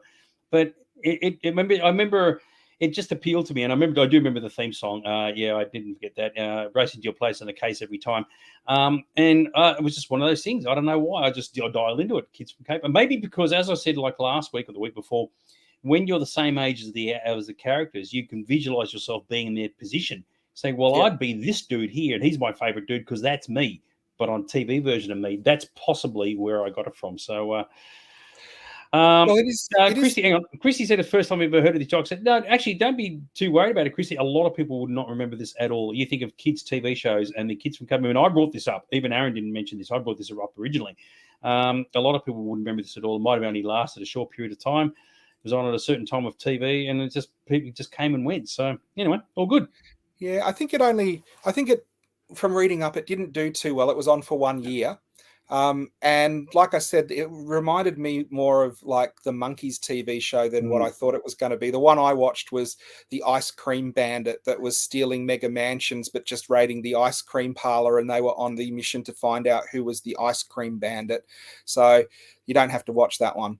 But I did find it interesting. It's very of its time. The fashion is very, again, like the hip end of the 60s, even though it's sort of more recent than that. So here are the cast and the some of the different characters from the kids from Caper. Caper is a secret organization, and I can't remember what it stands for, but I did write it down on the next slide because I knew I would. You did. I knew it was for everyone regardless for ER, and I think P was protection, but I could not for the love of me think of what CA stood for. But you do actually have it written down, civilian authority. I would never have got that, but I do remember the protection of everybody because they used to say protection of everybody regardless. It's like it needs a comma in there or something. So. Yeah, so that's what Caper stood for, and it from reading the Wikipedia page, they really just did these absolutely bizarre missions that no one else would take. They had a secret headquarters, and each one of them had a different way in which they entered the headquarters. All of them had different skill sets, so they would do different things on different missions. They had. Do you remember what their vehicle was, Dags? Nah. So this was a new one to me. Their secret vehicle was a giant hot dog sales car, like those Cafe de Wheels kind of things. So it is one of those shows that, apart from the theme, I really didn't remember much else, but it was interesting to have a look. And there was not very much merchandise for this either, but there was some. Yes. So like all the shows we've been looking at, they've released the theme on single, and I don't mind the theme as a TV show theme. It's absolutely fine. I mean, it's quite catchy, and you'd probably, but for me, it's the only thing I really remembered about it. It didn't do very well, and it didn't do very well to the point where they had the car made. You can see behind them in that bottom picture, you've got the van, and it's got the hot dog on the top, and it was made. But by the time it went into production, Kids from Caper had been cancelled. So they didn't even mention on the toy that that's where it was from. They just released it as a generic hot dog van, the Mighty Mo, which had nothing to do with the Kids from Caper, even though that's what it was originally planned to be. So apart from that, there was a couple of posters, and that's about it. There wasn't any books, there wasn't any annuals, I couldn't find any comics, just some photos and some articles about the show being released. You do wonder if they had to put the Kids from Caper on the van toy, the Mighty Mo thing, would it have sold more? And I think the answer is no. But of course, the interesting thing is that it may have been like in America, they were producing shows everywhere, thousands of millions of shows, right? And yet, for whatever reason, this one ended up here in Australia, right? So of all the shows that just probably not even B grade, C grade, D grade, but just a piece of crap. Obviously, the stations would buy a lot of package shows all in one go. They get their A-list TV series, and they get the dregs chucked in for nothing. And Kids from Caper is probably one of those, and they just stick it on TV. And yes, sure enough, here we are 50 years later. I still remember it. So, yes, very, very good. And you did mention about the bands, as you were saying earlier. So the Kids from Caper, when they were producing it, they actually thought it was going to be a real big hit show. And this is from a toy catalogue for retailers as what was going to go into production. And there's two toys there that never went into production. There's the Kids for Caper line, which had the van and figures. And there's also the Monster Squad, which is a movie, but it was on the same page. So both of them were doomed not to be as popular as they thought they would be, and they were never released as toys. So the Kids from Caper were going to have figures, and they were going to have the van, and it looks about the size of the A-Team van and the A-Team figures that were released a little bit later. And they made all the production prototypes, and they were ready to go, but poor Dags didn't get a toy because it wasn't popular enough. So they never released them. There you go. If they did, they probably wouldn't have released them here. You mentioned Monster Squad. Oh, that was a great show. Loved it. Now, Rusky Babe's got a good point here. We have to remember is that if you're, say, a Daryl and Aussie fan, you might not have seen the rival shows on other networks, which makes sense. You just follow the main ones. So if you're the right age group, you might not have seen them. I think it all came down to, like, for watching Kids from Caper, the certain age, watching a certain TV program at a certain time, and it just happens to be on. Now, for all I know, I might have only watched 5 episodes. I can't remember, but I know it was on, and it stuck in my head. And that was the thing. So, I guess it's just the way it goes. And as you said, it just came and went and just disappeared into the ether. It wouldn't be on DVD, video, nowhere. So I think it's one of those things that anything we grew up with is personal to us. So if we watched it, doesn't mean everyone else did. I know I've had discussions with people and said, do you remember Mighty Isis? That was awesome. And they go, I don't know what you're talking about and stuff like that. Electro Woman and Dyna Girl. I have no idea what you're talking about. But you're just going to say, with Mighty Isis, they go, no, we don't know what you're talking about. So, dude, she was a hot chick, she's doing the Isis thing, and she was a bit of a babe. Beauty, got to watch that. I'm being honest, right? As a kid, I was watching these stuff for the women. More crapper than instead of Caper. No, actually, I really love the Kids from Caper. As I said, you dial into it as seeing the characters as yourself, and that's the reason we wouldn't watch it as an adult or anything else. It just doesn't cut the mustard. All right, so that was the Kids from Caper. Now, this one, people should remember. Hopefully, the video plays properly because it's an absolute classic. Monkey magic, monkey magic, monkey magic, monkey magic. Didn't this show just come out of absolute left field? And sometimes they're the best shows of all, aren't they? In the worlds before Monkey, primal chaos reigned. Heaven sought order, but the phoenix can fly only when its feathers are grown. That was how Monkey started day after day as the pilgrims started their trek to India to get the scrolls to bring back to China and introduce Buddhism to the world. Because the show was cancelled, it never actually happened, though. So Monkey is probably responsible for more kids having broken arms and broken teeth than any other show on television. The nature of Monkey is irrepressible. So it is one of those that is totally quotable. A lot of the stuff from Monkey is hilarious. And what is great about it is I think it was put together with a sense of humor. So it was translated, but it was translated in a way where it was a bit camp and a bit tongue-in-cheek. So it worked on different levels for different people when they watch it. Was Monkey Magic one of the shows that you watched? Oh, yeah, mate. That was a regular. Absolutely dialed in. No, I haven't seen it since the 80s. But, he's riding on the cloud and all that. And, of course, Tripitaka, right? You could work out, is she a chick or a dude? And, of course, I think it worked out she was a female actress playing a male character, right? Yes. And for those who don't know what I'm talking about, that's Tripitaka over there. But it was great. And it was so weird. Freaking Pigsy and all the rest of it. It's like, this is freaking trippy. But I love the song at the end credits, Gundaro, right? That was like a real, I was like, oh, mate, I'm dialed into that. No idea what they're saying, but it's really working for me. That was... It's in fact, monkey is so hard to explain to somebody. Well, why would you call it friggin' monkey if there are no monkeys in monkeys? Well, it is interesting. When he jumps out of that stone egg, he is a monkey. But it's about the only time you see him as a monkey in the series. Pigsy, depending on how lustful and pig-like he's being, looks more and more like a pig demon in different episodes when he gives into his sort of base lusts. And the same with Sandy, who's the sea monster. Most of the time he looks like a person, but when he is being a demon, he turns into a sea monster. So there's all those different levels of things in it. Kelvin's come up with a good point. Just trying to connect with programs today on multiple streaming services and the networks. And that's the big issue. A lot of kids, if they're watching TV, one kid's watching this one over here, another one's watching that one over there. Very rarely will they actually probably say, I'm watching the same thing. And the only way you'll know is if, like, 40 years from now, you ask kids, what shows do you remember from the early 2000s and whatever, 2020s, and to see if they have the same connection to TV programs that we did. But don't forget, we were the TV generation. We grew up on television. It was the only thing that was around. You got home from school. There was no computers, right? There was no, like, internet and all the shit that we're doing now. It was just the box. And that was where the primary level of entertainment came from. So...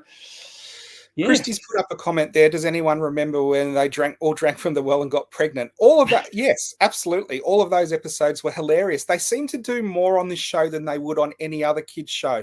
There is something I saw on this that I have never seen on any other show, and it was on a kids show. There's one episode where they're freezing to death in a cave, and Pigsy goes outside to have a whiz, and you actually see his stream of urine freeze as he's doing it up to his penis. you don't see the penis, but you see the stream, and him sort of go, ah, and then they have to snap it off. I mean, what other kids show would show that? But it seems just so hilariously funny and just natural and the right thing to do at the time. But they got away with a lot of stuff on this show. So the actor who plays Monkey still has mega superstar status in Japan. I don't surprise that. And of course, whenever you think of Monkey, you just go. Yeah. Well, after he did Monkey, he became a celebrity chef. So he was incredibly famous as a chef, and he went in that direction. Unfortunately, the actress that played Tripitaka died very young. There's been a couple of reboots of Monkey. The first reboot was a Japanese one, and the original Monkey came back in the first episode to sort of pass the wishing staff, I guess, over to the new Monkey. And then there was the one filmed in New Zealand by Peter Jackson's company, which is the more recent one, which I tried to love, but I really didn't get into it so much. But once you've grown up with something, it's very hard for anyone else to come close because you can't see stuff through a kid's eyes again, can you? And the thing about Monkey is because being Japanese and produced the way it was, it couldn't be produced by English or American stations. It had to be a Japanese thing. It was just so bizarre that it just worked for them. And people dialed into it for them. And it came out at the right time for people to go, this is really different. I've never seen anything like it. And I'm just going to gravitate straight to it. And of course, all your friends from school will be watching it as well.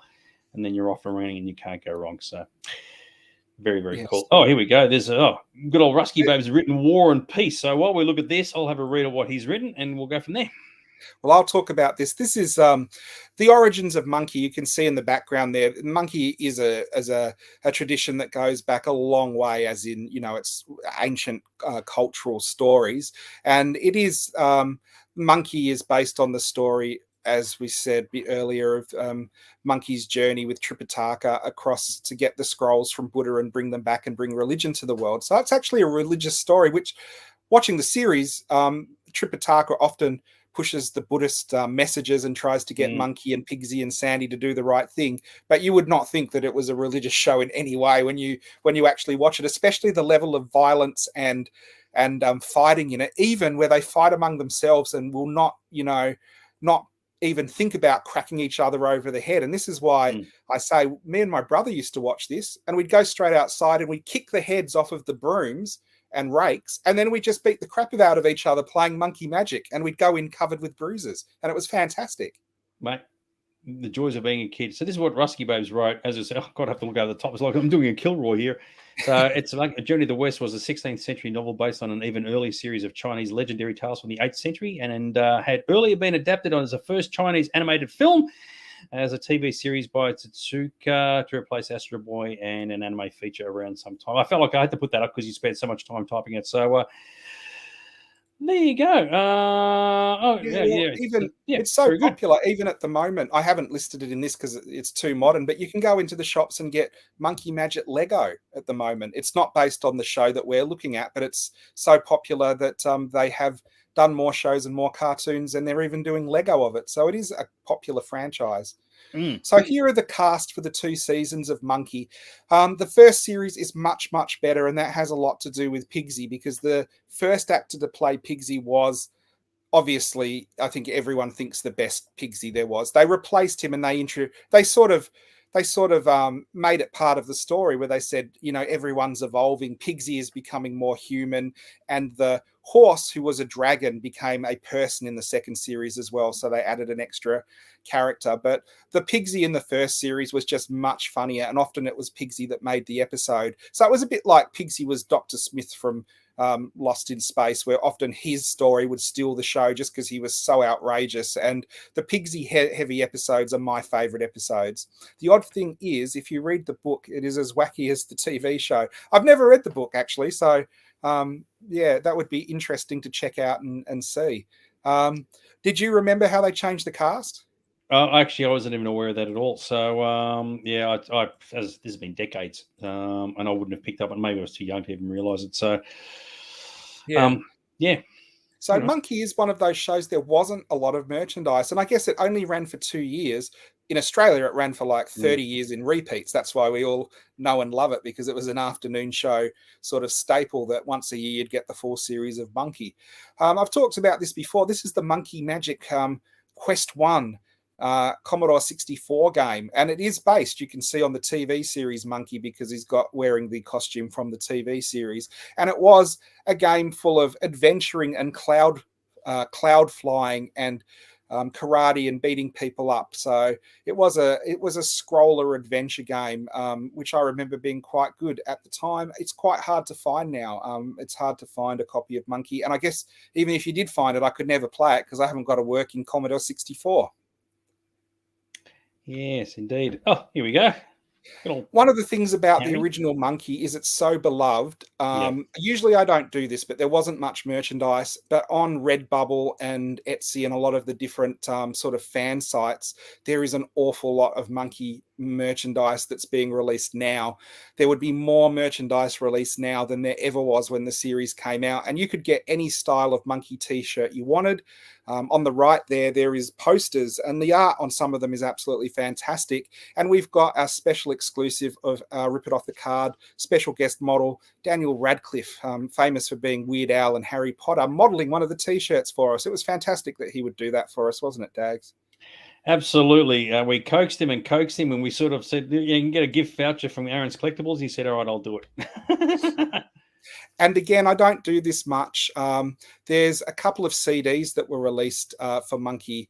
They're more recent. That's why they're sort of at the end. But all those action figures are actually fan-produced customs. There was never any toys released when it originally came out. But there are many sites that say, hey, custom make an action figure line you would have loved to have seen, and so many people grew up with Monkey Magic that they now custom make their own figures, and some of them are absolutely fantastic. And there's sort of Star Wars scale ones, and then there's 7-inch ones, and then there's Mego style ones as well. So some of the customizers have really gone to town on the different action figures that they've been able to make for this show. Just quickly, so David Collins did the voices for the English adaptation, as did Peter Woodthorpe, the actor who was Gollum in the Baskian BBC version of Lord of the Rings. So there you go. There you go. Well, he ended up in Doctor Who too, as they often do. Yeah, I was going to say, is it the same David Collins who was Mordred Undead? I'm not sure. Of course, the one thing that Monkey did get was a lot of record releases, and you said yourself you were impressed by the music. It even got an ABC Australia pressing of the soundtrack, and it's actually quite a hard soundtrack to get. And I loved this soundtrack. I actually had that album. It was a bargain bin one at the ABC. But the best thing about the album is not many people know the opening music to Monkey Magic has verses that aren't in the TV show. So you hear the opening to Monkey Magic, and then it goes into a second verse, and you're like, oh, this is fantastic, because it's just as good as the first verse. And then you've got singles of the opening title. And as you said, it's got a really fantastic closing title, and you could get the English and the Japanese versions of the closing title. And the band was quite popular just because they broke sort of internationally, being the ones that did the theme song to Monkey. So Monkey Magic, there's not a lot to collect, but if you can find the albums, they're worth adding to your collection. Love it. Oh, we're on to Grange Hill. Sorry, I didn't realize we were here already. So you talk about Grange Hill, that means you've got to show this.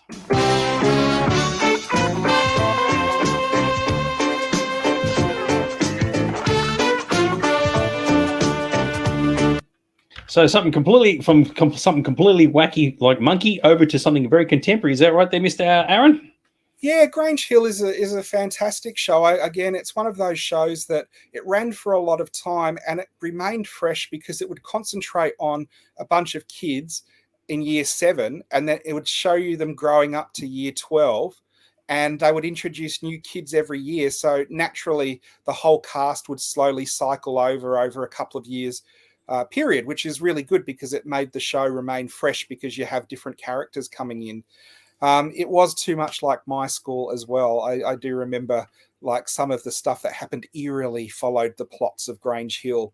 Grange Hill, as you were saying before with Hot Gossip, when I was growing up, it was the girls in Grange Hill that were sort of my age that I'd get the crushes on, and it'd be just as interesting. Like I'd be watching Grange Hill for that reason. One of the prerequisites, I think, of being on EastEnders is you had to have, a year in Grange Hill before you went on to that show. Grange Hill was originally released in 1979, I think, and it was quite controversial because at the time it was a kids show, and it was one of the first ones that dealt with bullying and drug addiction, teen pregnancy, and all of these really hardline things that you usually didn't see on kids' TV. So in some quarters, it was really hated for this by the sort of Mary Whitehouse Brigade, who thought kids should be protected. In other quarters, it was seen as one of a revolutionary TV series that actually educated kids correctly because it actually showed the real world rather than a sugar-coated version. Yeah, it's a tough one, isn't it? Because like in a lot of Hollywood shows, when they do it's bad English, when they do TV series set in high schools, they use adults, right? Because obviously they can film longer hours and whatever else. But if you actually can use real kids, real teenagers in a series, it makes it more true to life. And I guess I don't know anything about the show, but I'm assuming they did that. And if that's the case, then kids, who's the target audience, will relate to it a lot more than say the American versions where they're using late teens, early 20s as mid teenagers. So. Yeah.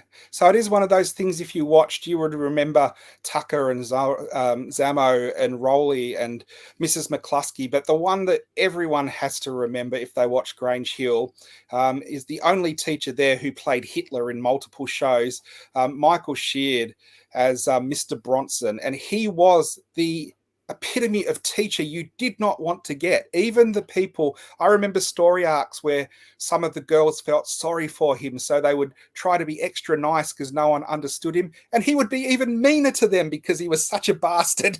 And he was the teacher who you would hate to have had in real life, and he has talked many times about how much he relished that role and how he loved in real life kids would see him and run to the other side of the street because they hated Mr. Bronson so much. Do you have any memories of Mr. Bronson from Grange Hill, Dags? No, not at all. But it wouldn't surprise me. I mean, I'm going to take a stab here that they took the inspiration from the school teacher from the Pink Floyd song "Another Brick in the Wall," right? And the interesting thing about that is that you say, why is the teacher such a prick to the kids? And it's because he's getting bullied at home by the wife. So now I don't know if you knew anything about the backstory of this character, but maybe it's a similar thing. He gets bullied by the wife, so he bullies the kids because it just goes down the line. I don't know, but maybe that had something to do with it. So absolutely. From what I remember, the first couple of years, he's just an asshole teacher. And then you do see some of his away from school life, and he is just a sad little man. And the only way he can feel any power is by bullying and bossing around his students. But it is one of those shows on every level. As an adult, you can probably watch it for some of the other themes, and as a kid, it's just the stuff that's happening at school, so it's very relevant to you. The opening titles was fantastic. The music and the titles changed later, and everyone hated it. I remember, because those opening titles with the comic books in motion were stuff that everyone could relate to. And the theme is very catchy. Everyone who has seen Grange Hill a couple of times would remember it. Grange Hill did have a bit of merchandise. Very good. Now, you can see Grange Hill ran for about 10 years, and it got like annuals for most of those years. Annuals are one of those things that come up quite regularly for TV shows. The most amazing thing for the Grange Hill annual, on a couple of the covers, it says, "These have the best stories ever." So they must have been the best annuals ever released. You did see Grange Hill annuals in Australia because Grange Hill was quite popular here. All of it was shown on the ABC multiple times. I remember... I grew up right in the right era. So I remember Grange Hill from prep all the way to high school, because it started when I was in prep and it kind of traveled along with me. So it was one of those shows that I grew up with very well. Yeah, that's the reason why I didn't see it, because I look at 1984 and it said by then I'd already joined fandom. So TV for me was a bit of a low priority thing. And of course, by 85, I was driving cars, and 86, I was dating girls. So that's the reason why I didn't see it. So I thought it came out earlier than that, but if it came out in the mid 80s, that's out doing daggy things by that point. So yes, well, I guess you wouldn't have read any of the many Grange Hill paperback books then that came out. Now I would not have. I actually read most of these. Our school library got them, so I never owned them, but I do remember going into the library and going, "Oh, there's a Grange Hill book I haven't read." The one thing I would have against these were, I liked Grange Hill, but these were a bit too aimed at all the boys are heartthrobs. So I guess they were a bit more written for the girls, although I do remember reading most of them and they were okay. They weren't works of a literary masterpiece, but they were a good read for kids, and there was quite a few. You can see there's quite a few in the set there. I don't know if this is correct or not, but Rusky Babes reckons in the last episode, Davis Prowses, his character strangles the teacher, I'm assuming out to be, which is kind of funny because that'd be Darth Vader strangling Admiral Oswald, but there you go, which he does in the movie. How good is that? I think because he played Admiral Oswald, he's making a joke. I don't think that actually happened in the last episode. Okay. Yeah, I got no idea. I was just putting it in there. So, yeah, so you had some books there. I guess by that point they're thinking, well, boys aren't going to be reading books, but girls will be. So that's possibly the reason why they made it more female centric. Yeah. Dags, girls, and Aaron. You're an idiot. Absolutely. So, yeah. Also, there was a lot of Grange Hill comics. Now, we looked last week at the Beeb magazine, which was like the kids magazine for BBC shows, and Grange Hill featured pretty heavily in that. So, again, there's the Grange Hill Goes Wild was my favourite. City Kids Going Camping. Oh, so I wasn't the only one to read them. Like girls and Christy and Aaron read the Grange Hill books. There you go. So the Beeb magazine had black and white Grange Hill comics. I couldn't find any colour versions, which probably meant it wasn't one of the sort of A comics. It would have been the B comic that ran through it. Grange Hill got its own magazine, but it didn't run for very long. The magazine I've never seen in Australia, and I was looking at some of the issues online, and it's sort of the standard kids magazine for, I guess, early teens or late kids in primary school. One of the things that did surprise me, What's Its Chips, that did a Doctor Who promo around the same time with mini comics, also did a Grange Hill promo with mini comics. Now, with the Doctor Who one, you got the mini comics and you could send away for a calendar. The Grange Hill one was a competition to go and spend the day on the set of Grange Hill, which would have been a fantastic thing for a kid to sort of win at the time, go and spend the time with the stars and probably be snubbed and not talked to and have a boring day because you have to be quiet and sit still and not do anything. But there you go. It would have been the romanticism of winning that competition would have been fantastic. Totally agree with you. We've got one slide left, so just sit tight, everybody, because we're just about to run over time. And of course, Grange Hill had an album and a CD, and the album has just been re-released on sausage-coloured vinyl. And the Grange Hill Flying Sausage has trended a few times. And the Flying Sausage is from the opening titles where there's a food fight in the school cafeteria. And I even found there's a print. So that poster on the side there is a limited edition print from the opening title artist. And I actually think it's a fantastic piece of pop art. There's a couple of badges there as well that were released for Grange Hill. So over the time Grange Hill was around, they did release some merchandise. There wasn't a truckload of it. It was mainly books and comics. I like how you said all the novels were written with females in mind because they're all hunky dudes. Then we're talking about sausages. Yes. Absolutely love it. Well, no, I like a good sausage. Oh, mate, the skinless Frank.